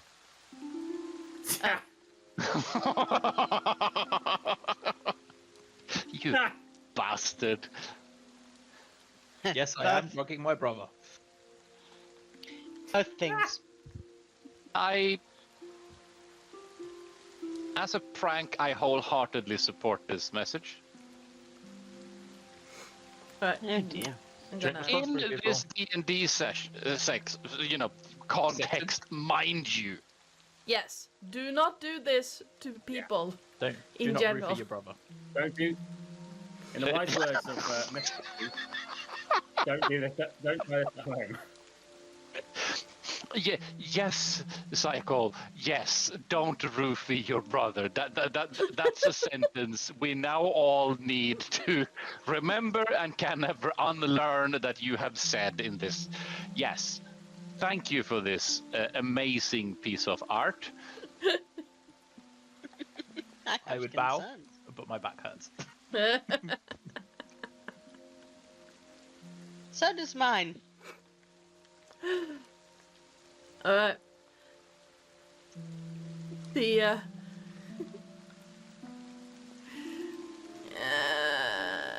Hi, where did I Cheetah. put his name? Why can't I remember his name? Come on. This proprietor. I have too many Sorry, notes. I have Kelpie in my lap. Hello.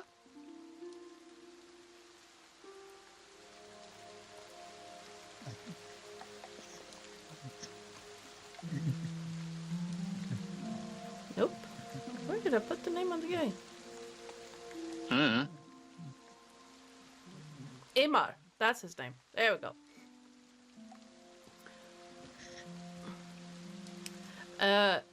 Imar just gives you all a slight nod. Not seeing the rest of your companions, not gonna ask them if they want something to drink. Yes, because Remus is invisible and someone he's not seeing is talking into. Yeah, that's even better. Yes. That's an image. How much does he have to drink tonight? He's just like, I've been a guard for too long. I'm just gonna accept this before I lose whatever sanity I have left. And judging from the confusion, Crown is going to look over his shoulder and look over his other shoulder and so, and then there's a puddle of things here. There's a puddle of things here. There's an Oran here. There's a flow somewhere else. And then it's going to click for Crown. Oh, right. Yes. And it's going to drop invisibility. I imagine he drops it just as Imar leaves the room. It's just like you can hear clinking and some. Not entirely sure, but it's more of a realization of, oh, right, yes, people. That kind of realization, like, but yeah, we're more people here, yes. We're now indoors, yes. The invisibility were for the outdoor business. You hear some clanking from the kitchen, and then Emma comes back out with a nondescript bottle, brown bottle, and a glass for you, and is the rest of your companions. Right. What? Do you all want something to drink? Milk if you've got it. I'll share the strong stuff. Gotcha. Well, looks around, grabs a glass from under the bar and just plops it up, pours it out 2 glasses of what looks like a clear, uncolored, like clear, colorless liquid into the glasses. It looks clear. Wow. Yeah, it looks clear. It basically, like, he's pouring slightly viscous water. This better not be Sambuca. I mean, And he pushes it. is Remus saying this? Or is Psycole saying this? Psychole's saying this, but I'm also trying to now imagine what tea made from Sambuca would taste like. Oh, that would be really nice. I quite enjoy Sambuca. I do not. Yeah. It's better. Yeah, it pushes it towards the other side of the bar, turns around, walks back into the kitchen, hears some more clanging, and after about 5 minutes, comes back with a glass of milk and a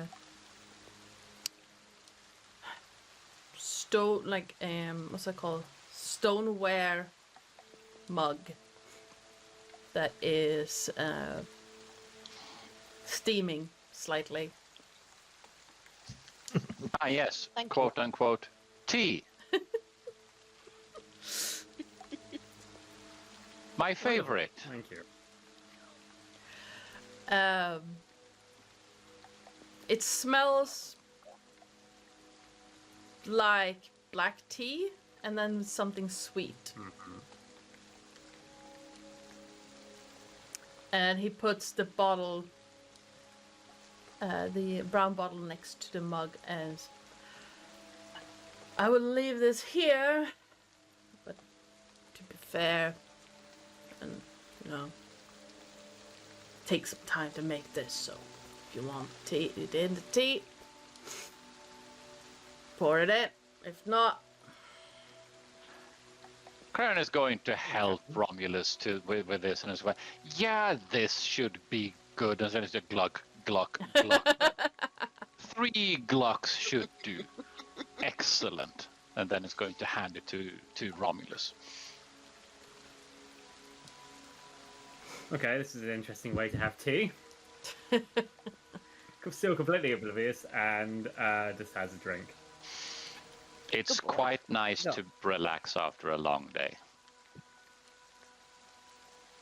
Oren Alright, is sipping his milk. Where the hell is my inhaler? I cannot breathe. it's Sorry. was There you go. probably a pleasant tea before the alcohol went in. It's not bad, but there's a very, very clear hint of alcohol. Amongst other things. And a kind of sweet scent that you remember from a certain crossing in the marshes.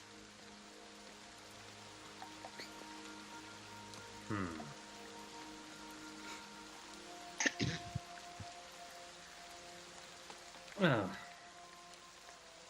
This tastes familiar. Are you dying, Don't Terris? die. I'm having an asthma attack. I'm okay. Are you sure? Sure.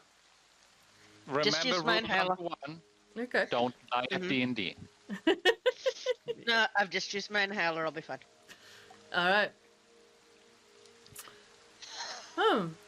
I don't usually run into people who try this before, but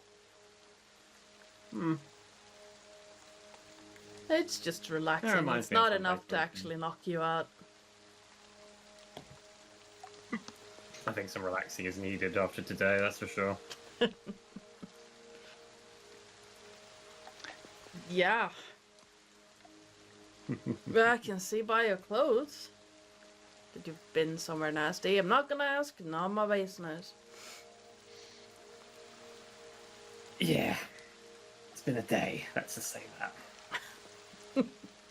Well,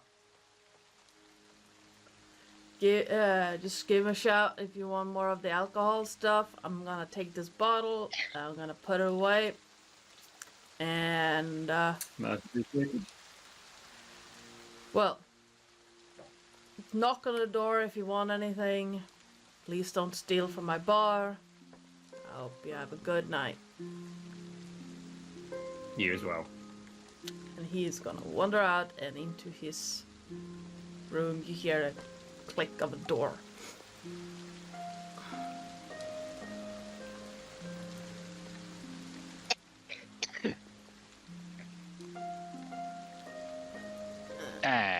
Anyways, Right. That was a lovely. Remus, But cheers. cheers. Let's see what this is. Are you knocking it back or are you tasting it? Oh no, it's a shot. I mean, it is for some, apparently. Remus, give me a Constitution save. Sure. 23. Ooh. Yeah, you knock it back and it burns. And And burns, fumes burns, goes burns. up into your sinuses, and despite the weather, you haven't been able to breathe this clearly in months. Whoa. That was. Oh, that's. I bet that put some hair on your chest. But yeah, it's a bit like.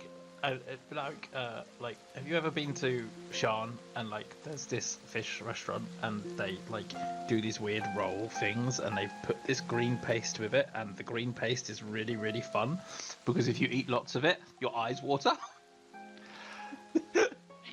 That's a very niche story, and but to answer your questions, I have quite not visited this venue of yours. It's kind of like they serve this like, well, it's fish, and sometimes they cook it, but most of the time it's raw, and then it's just like in little bits of rice and like this weird green thing they call seaweed, which sounds horrible because who imagines the sea weeing, and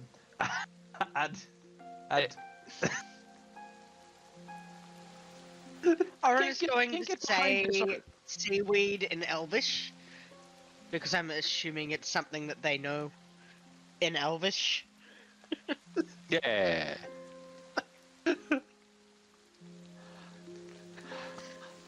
I can get behind this reasoning of yours, yes, but no, I have not partaken in this experience. Oh, well, anyway, one time I went. Well, I say I went. One time Romulus and I broke into the back room and we stole a load of the green paste because it looked tasty, and it was tasty.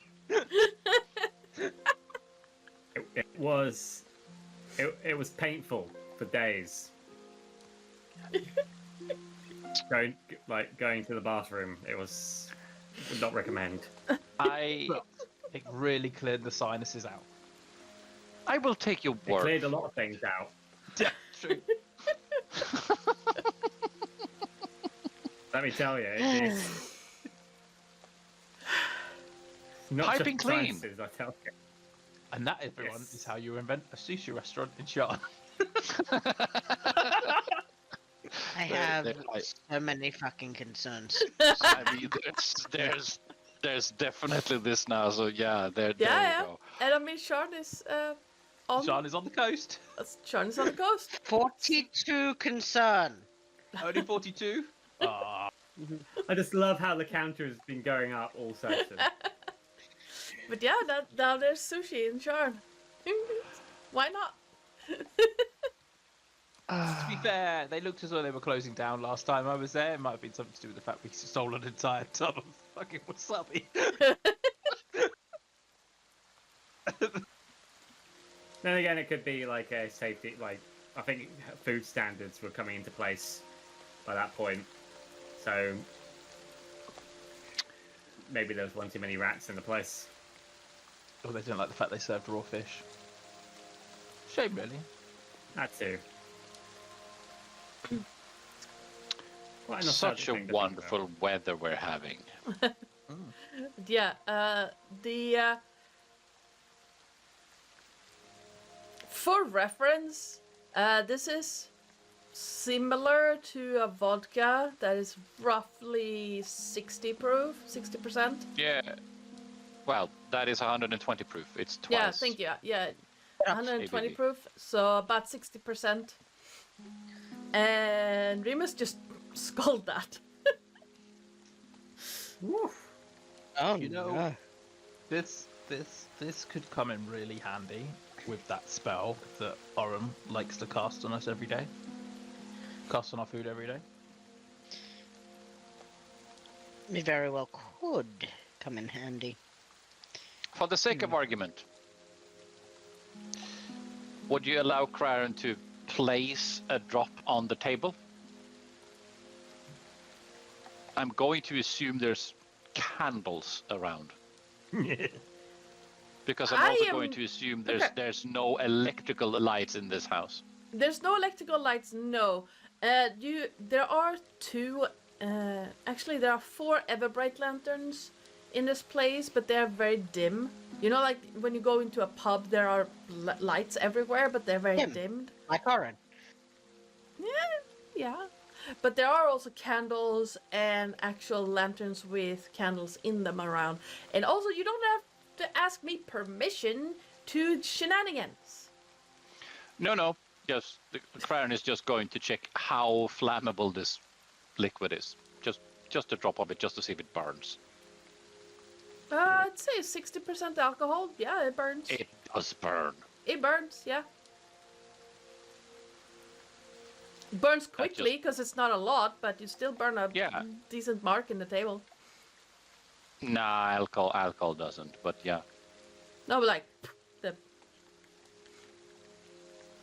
it doesn't even leave a soot mark because it's alcohol. yeah. But yeah. No, I meant it's a wooden table. Yeah, and it doesn't burn hot enough. It's one of those. It's Ah. alcohol is weird that way. It burns really cool and it evaporates so quickly. So it's like, yeah, we'll just go. That's fair. That's fair. And then yeah. it's gone. But yeah, it burns. We can definitely use it. And then Cran is going to start, actually consume his beverage.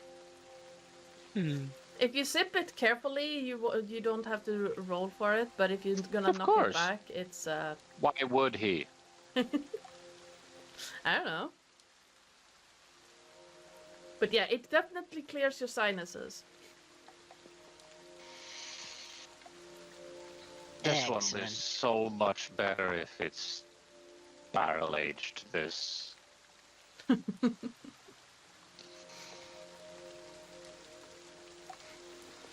Young spirits doesn't necessarily cut it, but this is nice. Oh yeah, the innkeeper Emma definitely knows what he's doing.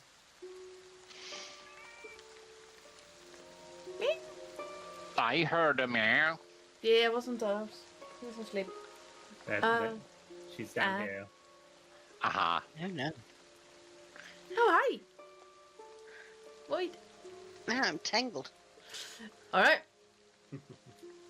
Out in the stables flow, it's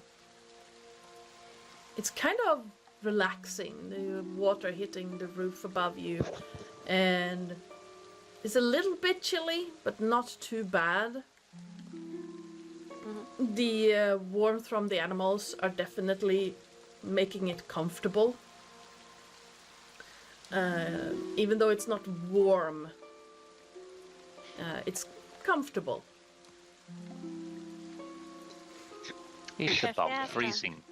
She has a slight headache after Mal kind of took over for a little bit, so she's Yeah. basically like cleaned, feeling like, when your head hurts so much that you kind of feel like your face is really red, like a small fever.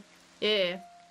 She's there and just like just taking one of her rations and like eating a little bit as she falls asleep in the corner with the dogs. Yeah. No. Not Alright. quite understanding why your head hurts. Alright. Anything else all of you would like to do before you turn in for the night? I think by this point Romulus is just going.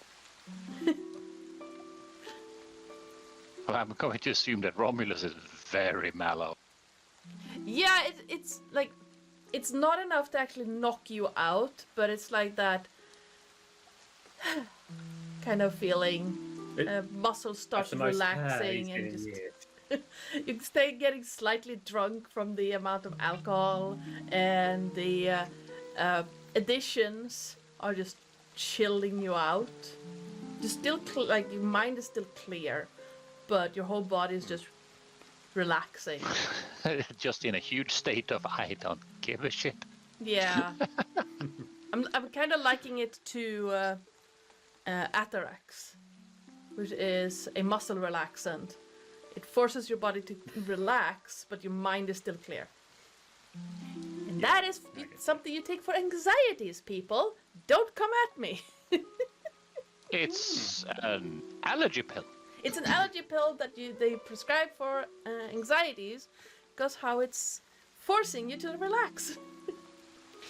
It's canon. Anxiety is an allergy. Yes. Yes. Yes. Well, it is. People tend to be allergic to anxiety, so that makes sense. Yeah. Yeah. Hydroxyzine is an antihistamine that works really well for anxieties. Because it actually relaxes your muscles, your brain is tricked into thinking that you're relaxing. I like that. Which is also one of the reasons why it's not addictive. Because it doesn't actually fuck with your brain chemistry. But yeah, the rain is... Question.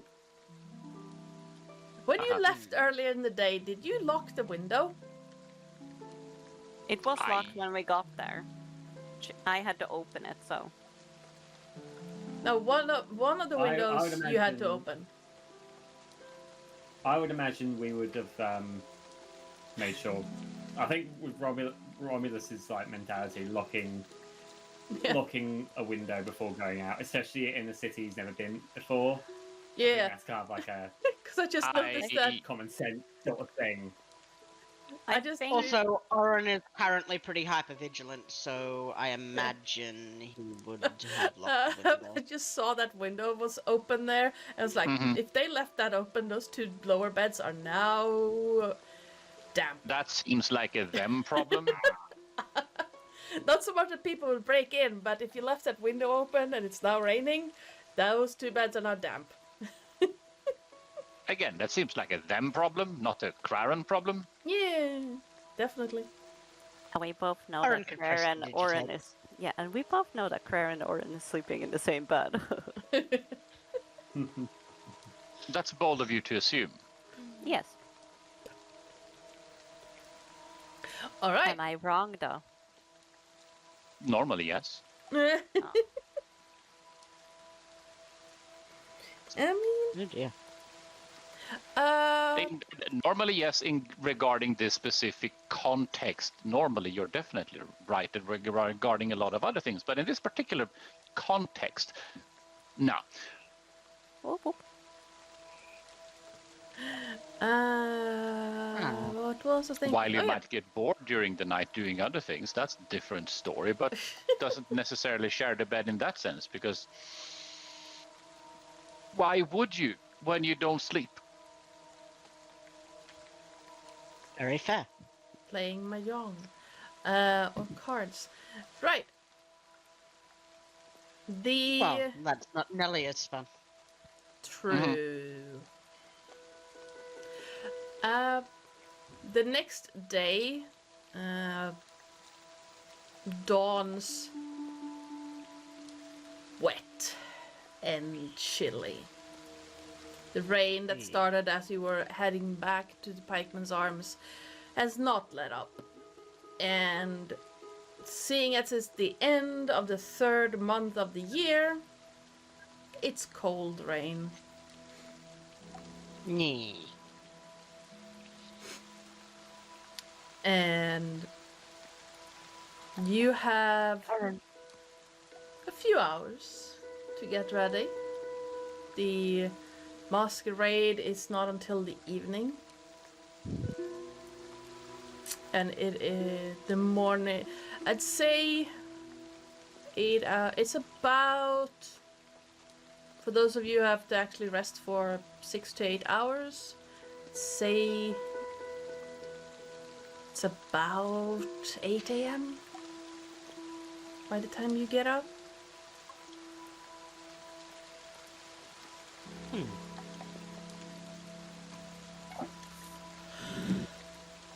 I'm going to assume that the elves have been meditating in shifts anyway. Yeah. Yes.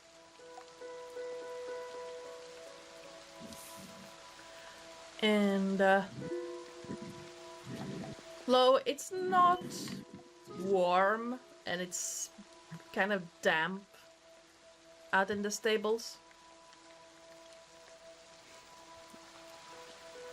She would have woken up with a lot of straw in her hair. This is still a window, right?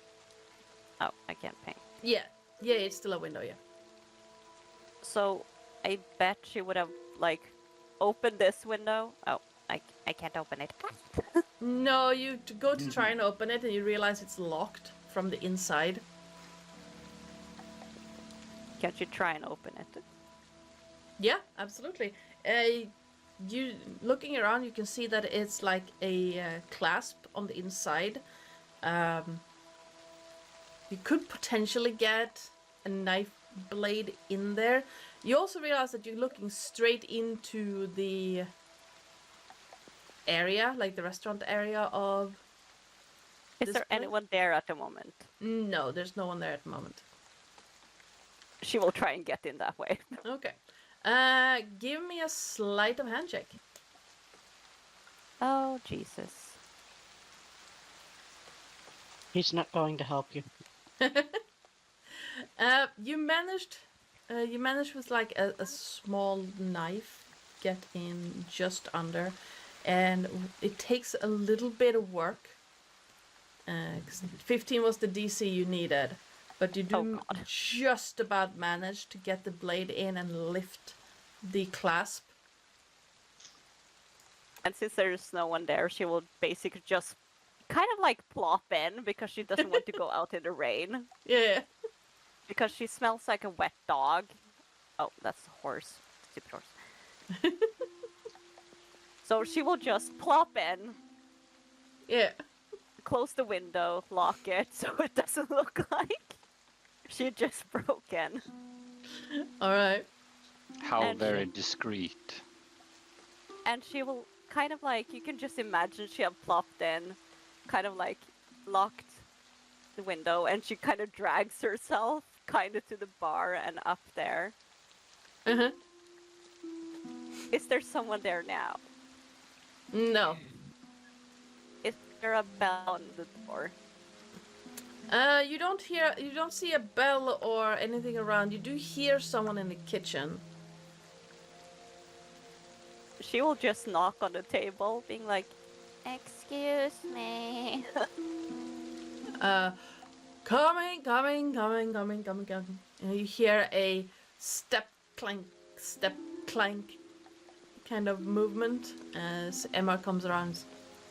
Oh, hi. Stable person.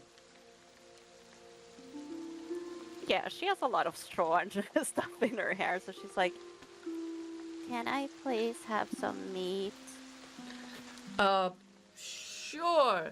Cooked meat, raw meat, bacon, steak. Meat. Meat candle. Right. But I got. Yeah. Do you want something? Do you want something to drink with that? I never tried coffee. Coffee coming up. Coffee and meat. I got you. That's a funky combination. I want steak and coffee. She never had coffee. She has no idea what it is. She has never been allowed to drink it. That is entirely fine. I'm not arguing against you. I'm just, it's more of a, Oh, She's hungry, goddammit. take a seat by the fire. I got you. And you can just see her basically crawl a little bit. She's still tired after yesterday, and she just lays down with the fire, kind of like face planting there. All right. Well, all of you do get a long rest, so you can take that box. And that is excessively handy. after a couple of minutes, you do get the scent of coffee coming through into the room, and you can hear a soft sizzling and the smell of cooking bacon and She's toasting drooling bread. all over the floor.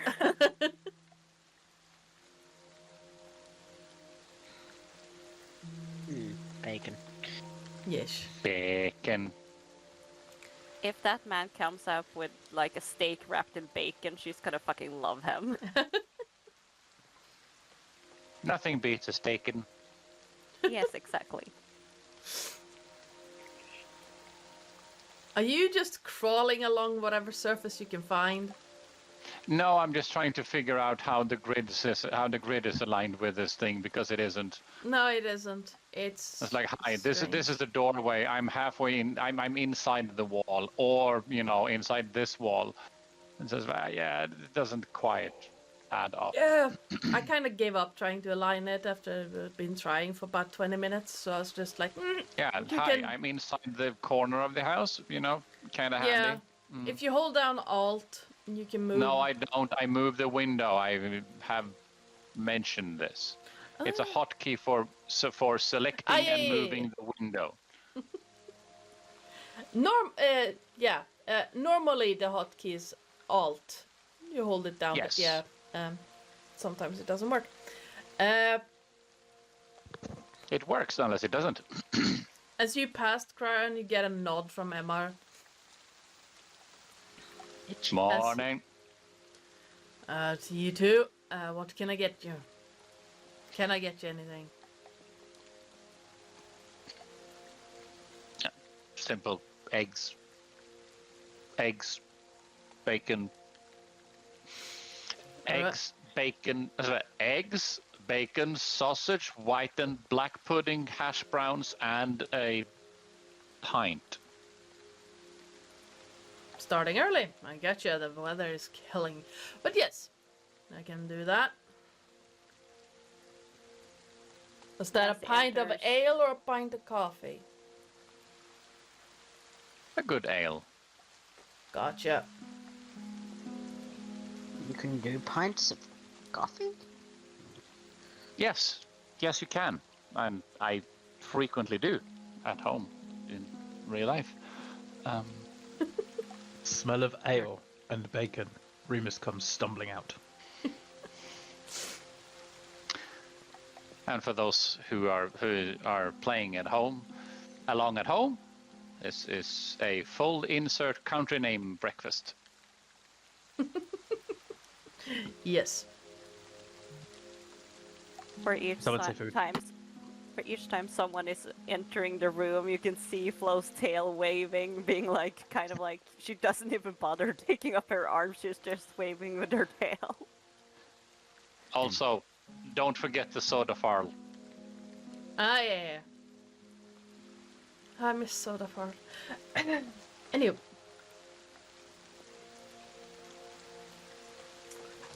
After a few more minutes, Emma is gonna come out into the main area, plop a large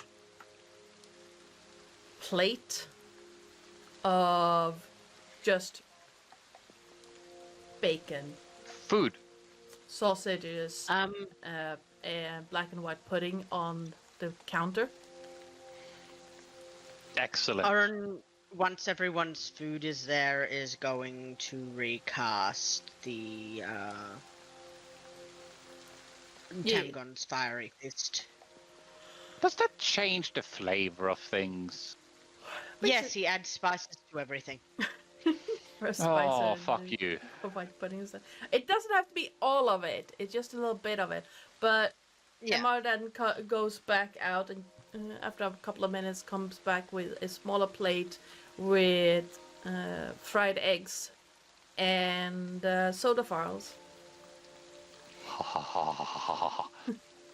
And then he pours a pint of ale, a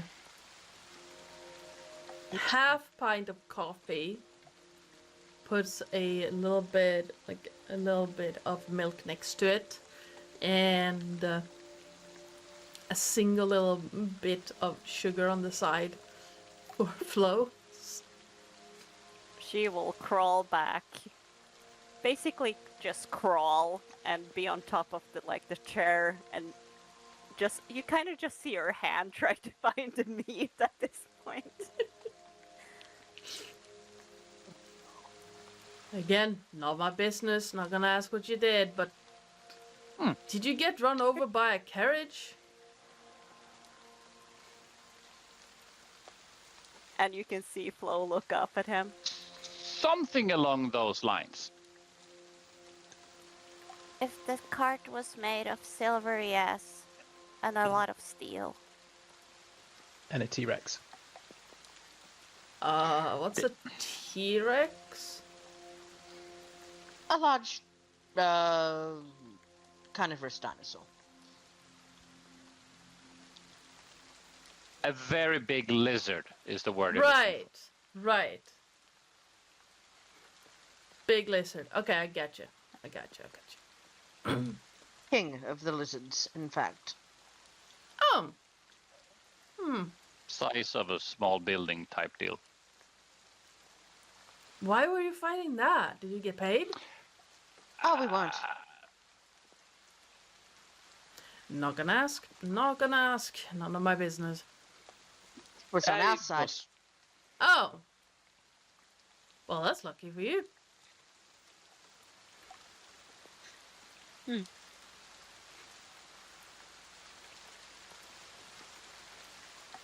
Well, I'm gonna continue setting things up. If you want anything, shout. Excellent. Flo likes coffee. Oh no. I have concerns. Karen is going to stuff his general face hole. We have the thing today, don't we, everybody? Yes, we do. We do indeed. Barkeep, I require a liquid breakfast. And in front of you, Remus. Black pudding, white pudding, bacon, sausages, soda farl, egg, hash browns. Is there anything else you need? A barrel of ale. A barrel. Don't get me wrong, the food will be lovely, but if we're going to a ball later, I want to be drunk before we get there. Whoa. Oh. How about? He puts a pint in front of you and then just maybe start there. Remus, how about?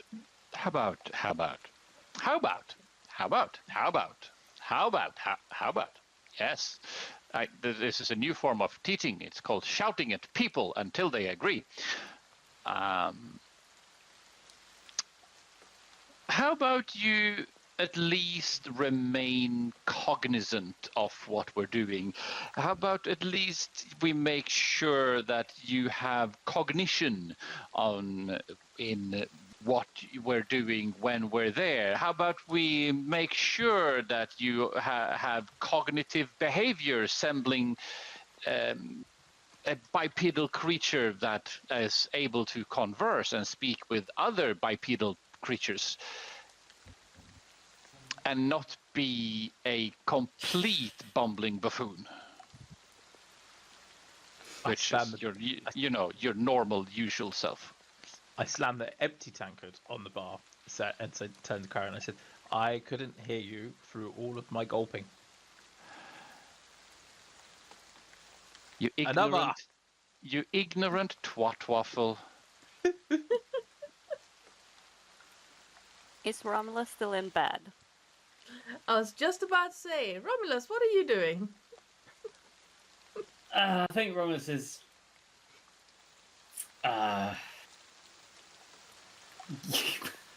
probably still recovering from the muscle relaxant from last night. So he's relaxed and groovy.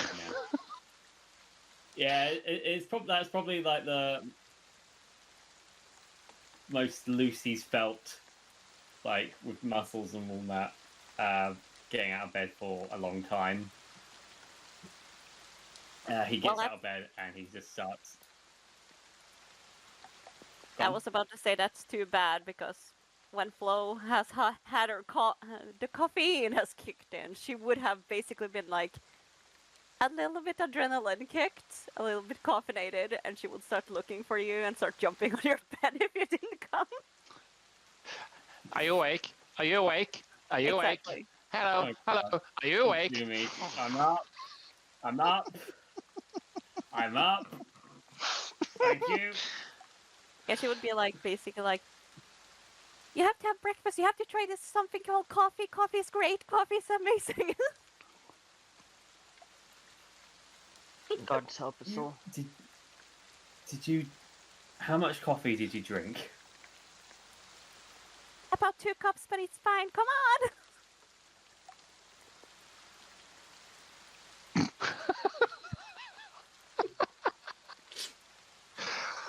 And after annoying the shit out of him, she would run back and start annoying the others.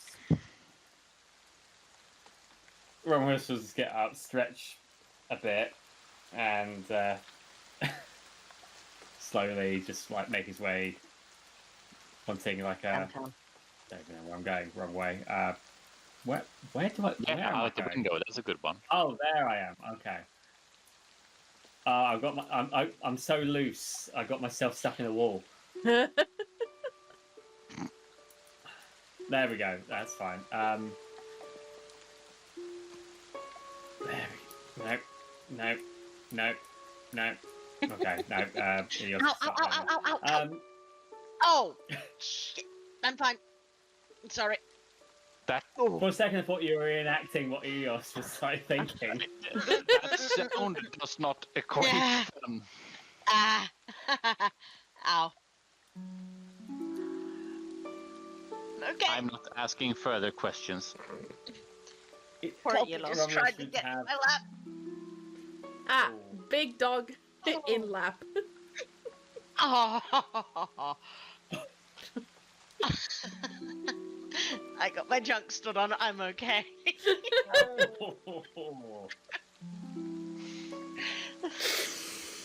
Testing the testicles.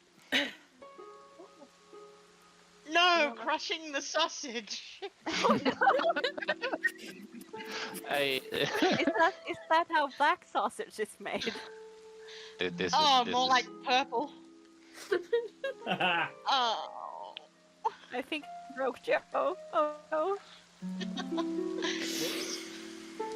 All right. now a Okay. fuck Monday. This is a reminder that this age is age 18 and up. This is the moment you decide that this is too much. Talking Yes. about roofing your own brother was not the moment. Yes, that was still okay. Oh god.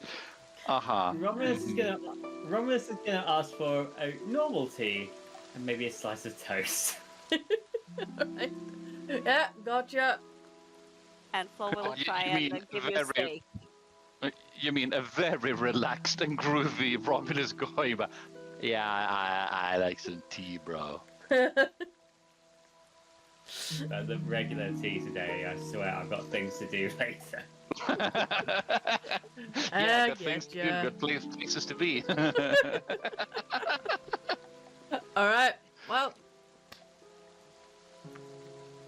You do have places to be. Now, is there anything you would like I to mean, yeah. do in between this time, having breakfast, and getting kitted out and going to a ball? Try Unlike feeding other everyone people. bacon. Yeah, More bacon, okay. food. And maybe A good. try to get I will say, I mean personally, a good breakfast is severely underrated. Yes. I Yes, it agree.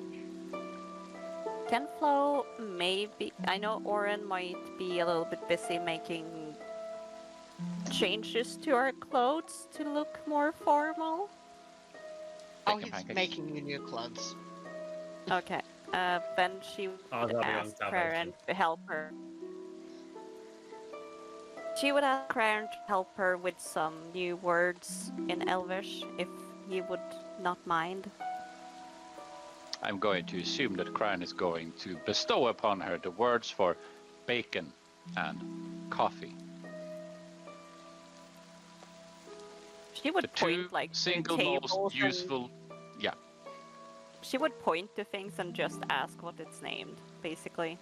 but yeah, I'm going to assume you want to know the two single most useful words in any language: Bacon. bacon and coffee.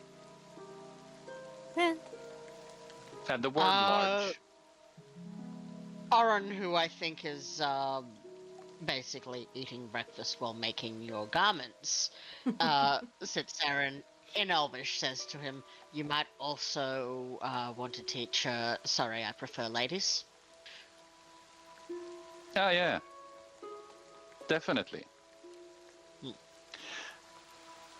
Crown is going to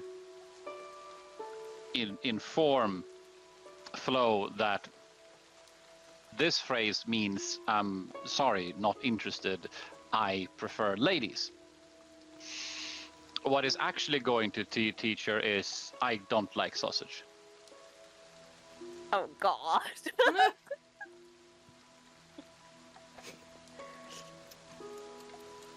This is going great. Arn is trying very hard not to giggle. It's not I mean, working. And Crown is going to talk, back at Orange about technically correct. A little more crass, but yes, technically correct. And maybe not immediately now, but in a moment later, just before just finishing off breakfast, I'm going to assume Kraran is going to just just as a in a fleeting passing remark going about regarding that you want to use this phrase, and it's going to use the actual phrase.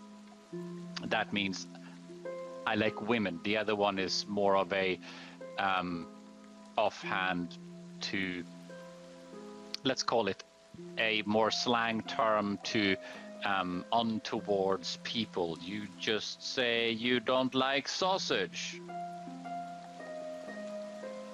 But I like sausage. Okay. How about if let's be more crass. You don't like cock. I like chickens. Oh. She's not that stupid. Yeah. Oh, okay.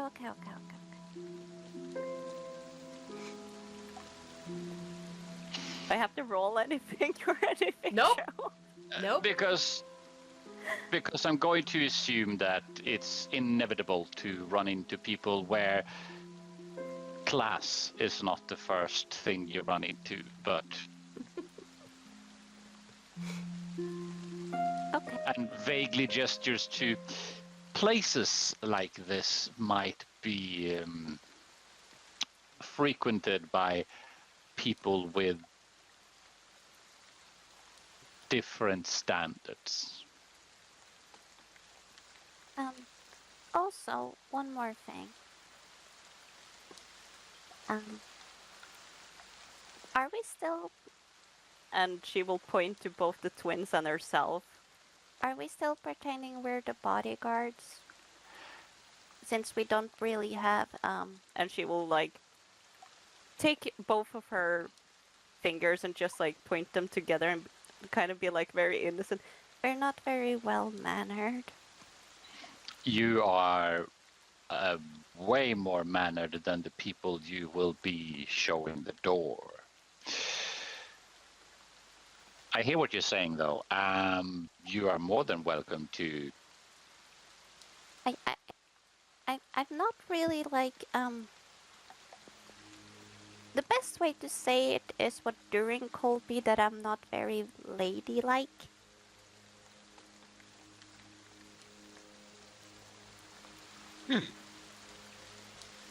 That's a choice of words. I wouldn't go Not that one far. I'd use.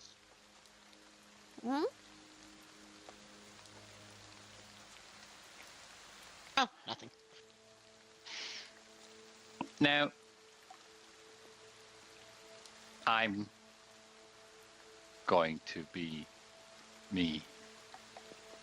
Just pointing at his house by I'm dressed. Well, I mean, Do both you and you- Oren seem like you would fit in well with It's mostly my job. If I had any different profession, I might not have already been dressed. So it's mostly my job. Now, What look are you looking to give these? Brady Bunch, Monsieur Oran?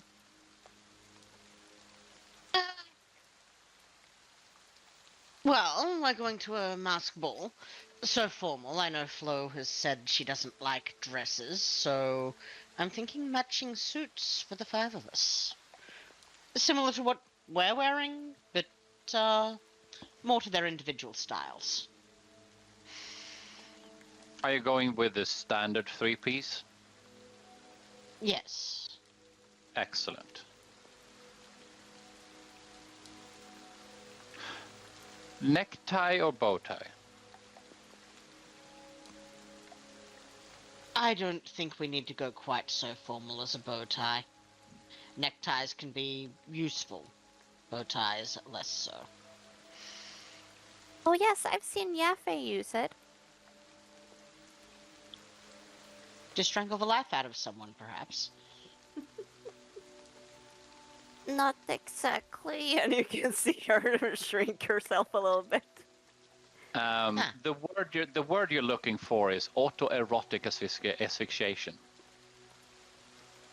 Did you say that in Elvish? Yes. Oren is not going to correct. I have no idea what they're talking about. Crown is going to lean closer into Flo and say, some people enjoy being choked.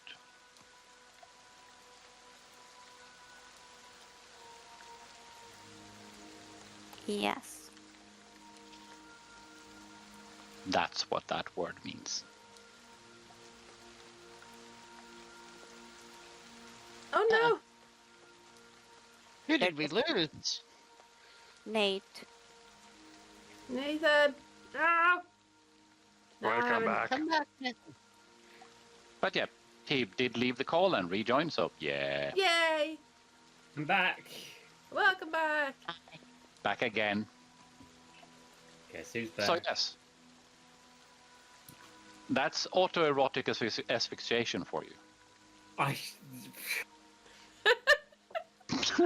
Oh, right, I forgot you weren't here. Yeah.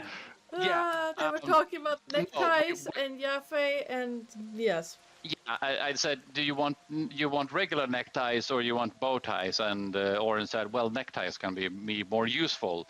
And Flo said something about, oh yeah, I've seen that before. And it's about, yes, the word you're looking for is autoerotic asphyxiation, but he said that in Elvish because learning things. Mm-hmm.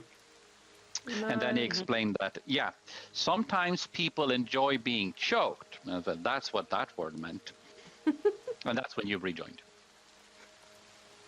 And Flo would hide behind either. Let's see, she's sitting. She have turn. She would actually hide behind Remus because this is embarrassing. Oh no. Remus is on his 4th pint and contemplating the 5th, given the conversation. Oh, you're regretting- fine, Remus. Romulus is regretting only having the regular tea. I mean, on the other hand, if you continue this, Remus, you will be horizontal in a moment. Says who? Gravity, mostly.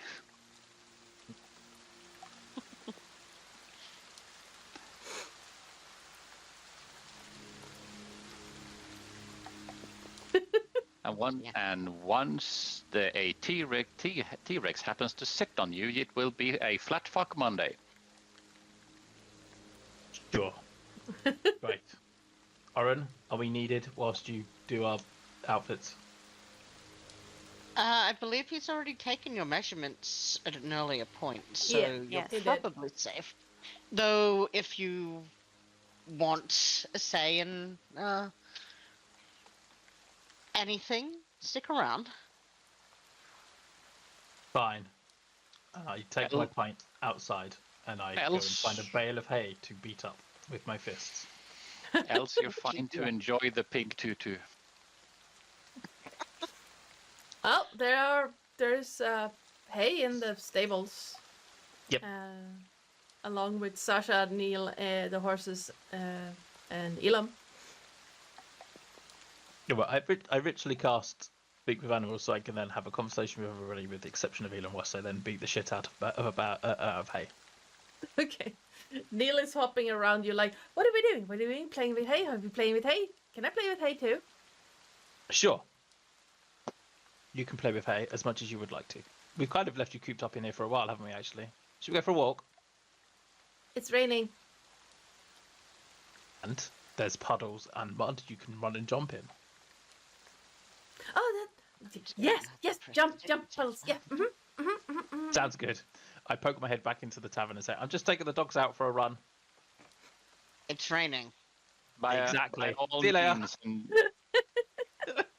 You can see Flo perk up, being like walk, kind of. Walkies. Yeah, and she will run after accidentally. Yeah. Have you walked your werewolf recently? She's caffeinated. She needs to run this off.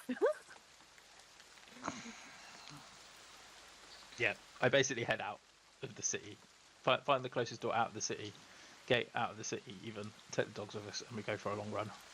Yes. insert yakety sax. I have concerns. I don't even know what that is, and I have concerns. You've seen Benny Hill. Yes.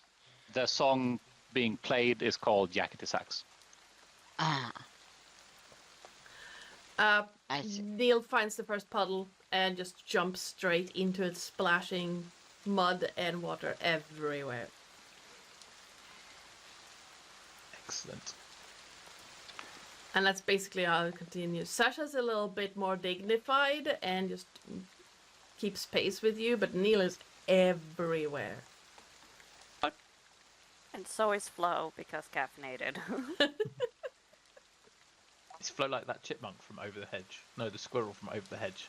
Kind of like the moment, yeah. Until the caffeination starts to drop off, you can see her starting to get more and more tired again. Okay. Once that starts to happen, we head back. All right. Well, the Pikeman's Arms is generally empty most of the day. You see some people come and go, guards at the shift change, coming in or leaving. And some people you recognize, some people you don't. And unless you want to do something else, we are going to skip ahead a little bit to the evening. Okay. Dun dun Dun, dun, dun. dun. And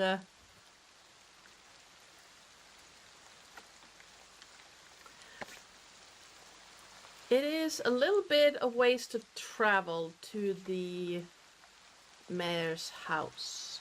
Are you going on foot or are you going via carriage? Going to assume carriage at this point because Craren doesn't trust some in the party to behave themselves. No names mentioned. Whatever do you mean? Me? I mean, Well, certainly not me. I'm well behaved. yeah, but considering, DM ask and player answer, so yeah, Craren is definitely, not talking about Oren, but, not necessarily mentioning names regarding other characters. Mm-hmm. Sure. Not necessarily pointing any fingers, no. Are we taking weapons with us?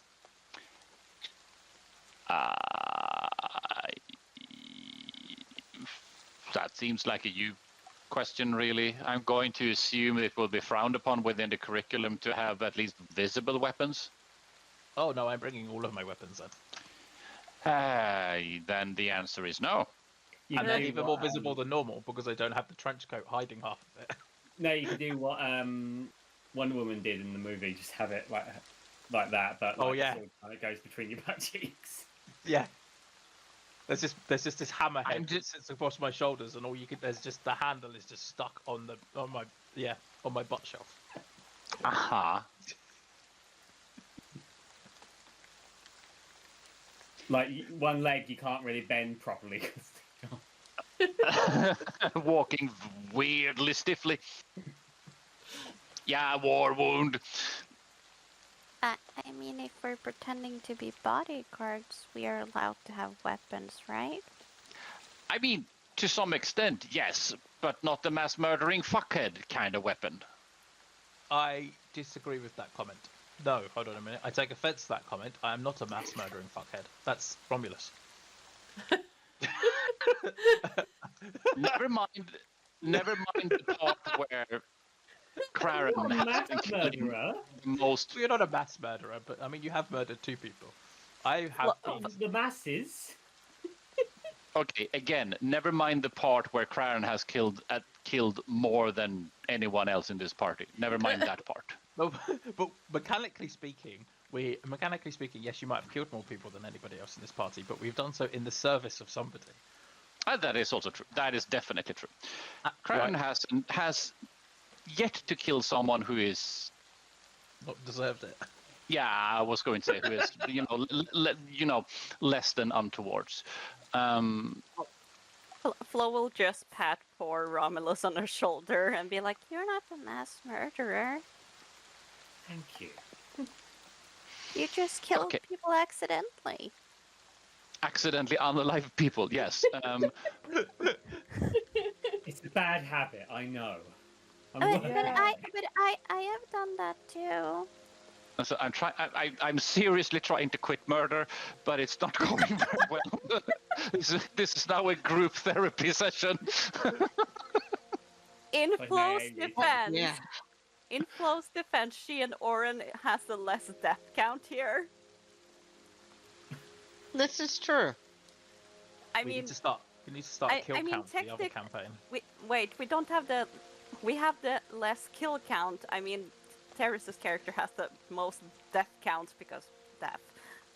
I mean, you mean the only one above 0? Yes. No, wait. Twice Oren, and I think I have unfuckulated Romulus at one point. You have It took me No. a second to kind of register what you meant by that. I'm like, what? no. It was discussed to kill him to bring him back, but then Oren used healing. Thank God. But then you knocked me out again, and then I got healed again. So I'm sure I might have lost something in that transition. Dignity is one of them. Probably. Dignity, self-esteem, the will to live. I mean, what? I mean, what I'm more or less saying is I mean, considering this will be a masquerade, yeah, bodyguards, yada yada. I can still bring the daggers, right? The sight Yes, daggers she has. definitely. What I'm saying is more of a. I'm going to assume we draw the limit as don't bring the whole armory. Can I bring my whip? I'm going to assume it won't be. What the fuck nuggets is that word in a different language? If I have it on my side with the daggers, it doesn't look that bad. Bulky is not the word I'm looking for. What's a Cumbersome? good what's a good translation for skrymmande? Cumbersome. Yeah, no, yeah, cumbersome, yeah, bulky, cumbersome, hefty. One of those words that really means that it's sort of out of place type deal. And she will put away her her whip and be like, so the daggers then. Daggers are excellent. Oh, also in case I end up changing, I'm very sorry if I destroy the suit, Oren. Oh, that's fine. Speaking of the suit, does mine have arms on the jacket? Uh-oh. In 2 seconds, it will not. I think it might, but I think he's how to word he's realized, sorry, stretching, that might be a problem, and I think he's got some kind of stud situation there. I mean, he'll have them on for now, but you can tell he's not particularly comfortable. Sleeves, apparently not for everyone. No. It's a thing for Remus. Sleeveless everything. Yeah. Okay. All right.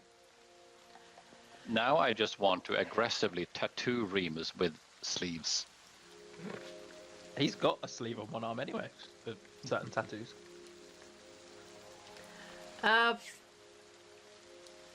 Yeah, a cart. It doesn't take too long to find or call for a carriage. It pulls up, and there's more than enough room for all 5 of you inside. And you, with the cart, it takes a little bit longer than normal to. Is this the one I wanted? Clang, clang, clang, clang, clang, clang, clang, clang, clang.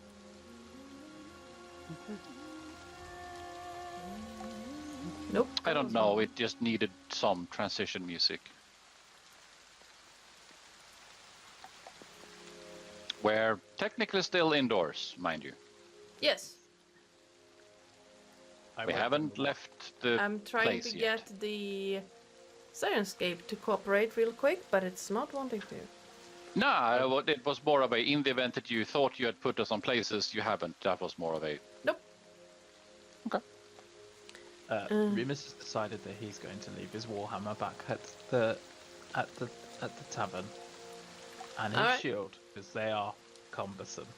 But he has wrapped his chain whip thing up across his person underneath the coat, so it bulges in really weird places.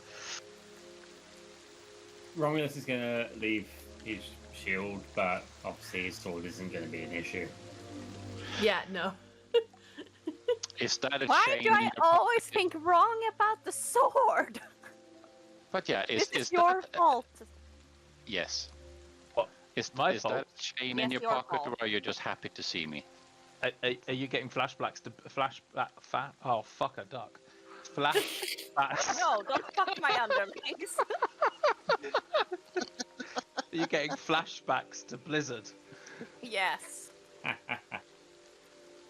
Okay, My why is that? precious. I just need to stroke my precious. Just need to go Not and in stroke public. my sword for a little bit. I'm like, great. Something, something, sit on that sword, something. What? Bless you. Proceed. I mean, if you want. Bless you. Jesus, thank you. Yeah, I can't get Sirenscape to cooperate right now, so we are just gonna move on.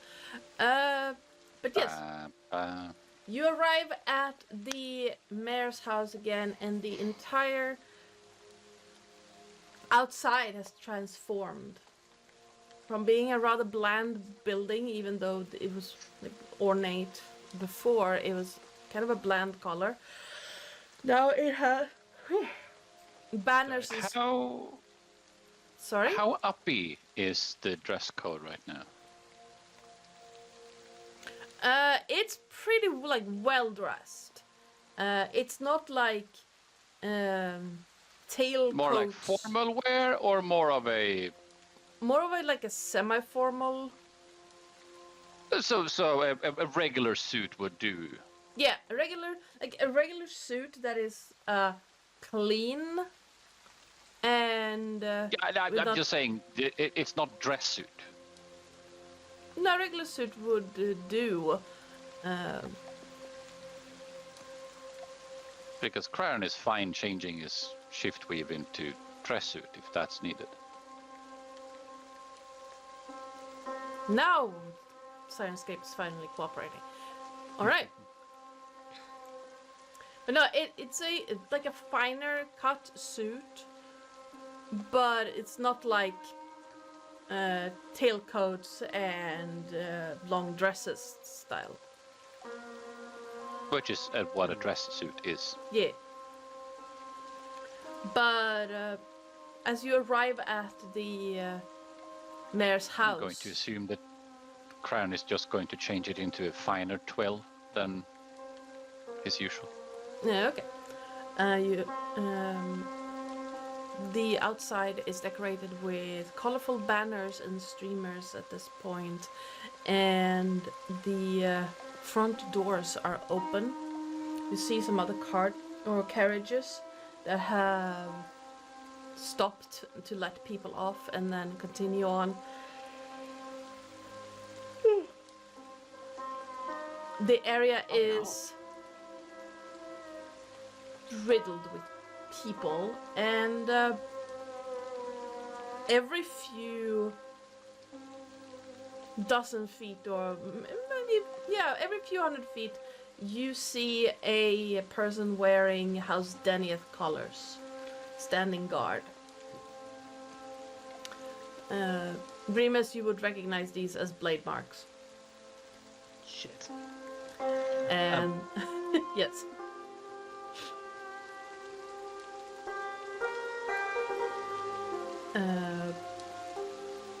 But there are also Sally, city you guards, like there are Sandrar city guard in among them as well. It's very clear that no expense has been spared on security for this event. There's a scent of wine and freshly cooked, well-seasoned food in the air. The path leads you up into the building itself, and then all doors are closed, and there are like ropes hanging across the stairs leading upstairs. Instead, the doors into the building itself are open all the way into what looks like a garden on the back, at the back of the house. And you can hear people there. A lot of people.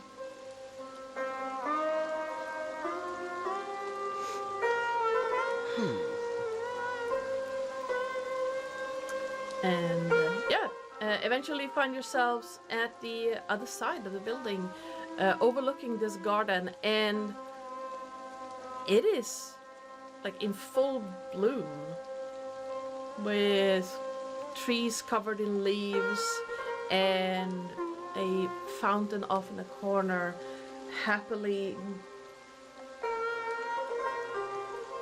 my mind is saying, gurgling into a small pond beneath it. There's no rain here, but you can still hear it. And looking up, there's almost like this shield is protecting the whole area from the water itself, like from the rain. And the space is remarkably warmer than on the other side of the building. And everywhere you can see these tiny little lights floating through the air.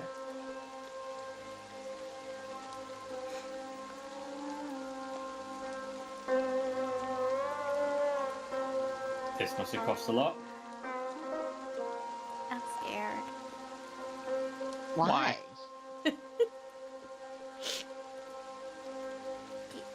Believe it or not, people, I'm not used to rich people.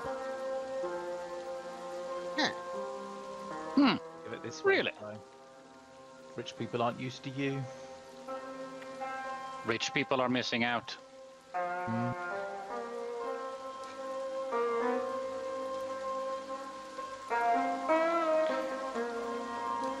Now, that being said, people, are we seeing any people we should be seeing? From where you're standing, you can see the mayor sitting by the fountain talking to another gnome with radiantly blue hair. Oh, And- that's the guy over there. He is. Yeah. Yes.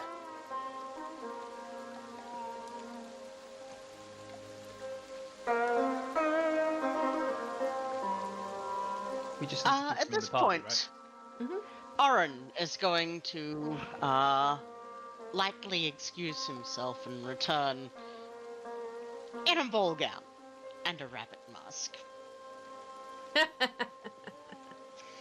All right. Craren is going to. Let's come forth with Oren on his arm.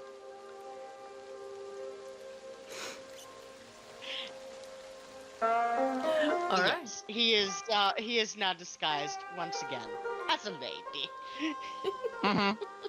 Which is why I'm saying that, yeah, Craren is going to. All right. Because Craren now has company. Yes. And since it's fine company and it's a dress, he now has a dress suit because occasion. You don't want to Occasion. underdress. No. When you see the hillbillies in the back. Roman's It's just gonna fine. be like, let's just get this over with, and he puts that dragon mask on and just...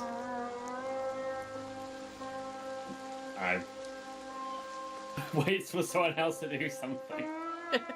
I mean, yeah, Remus puts his mask down and basically follows along, but you can tell he's like pulling at his collar. He's not comfortable. All right. And Paul will just look very confused. Being like, am I supposed to get escorted or am I just supposed to follow?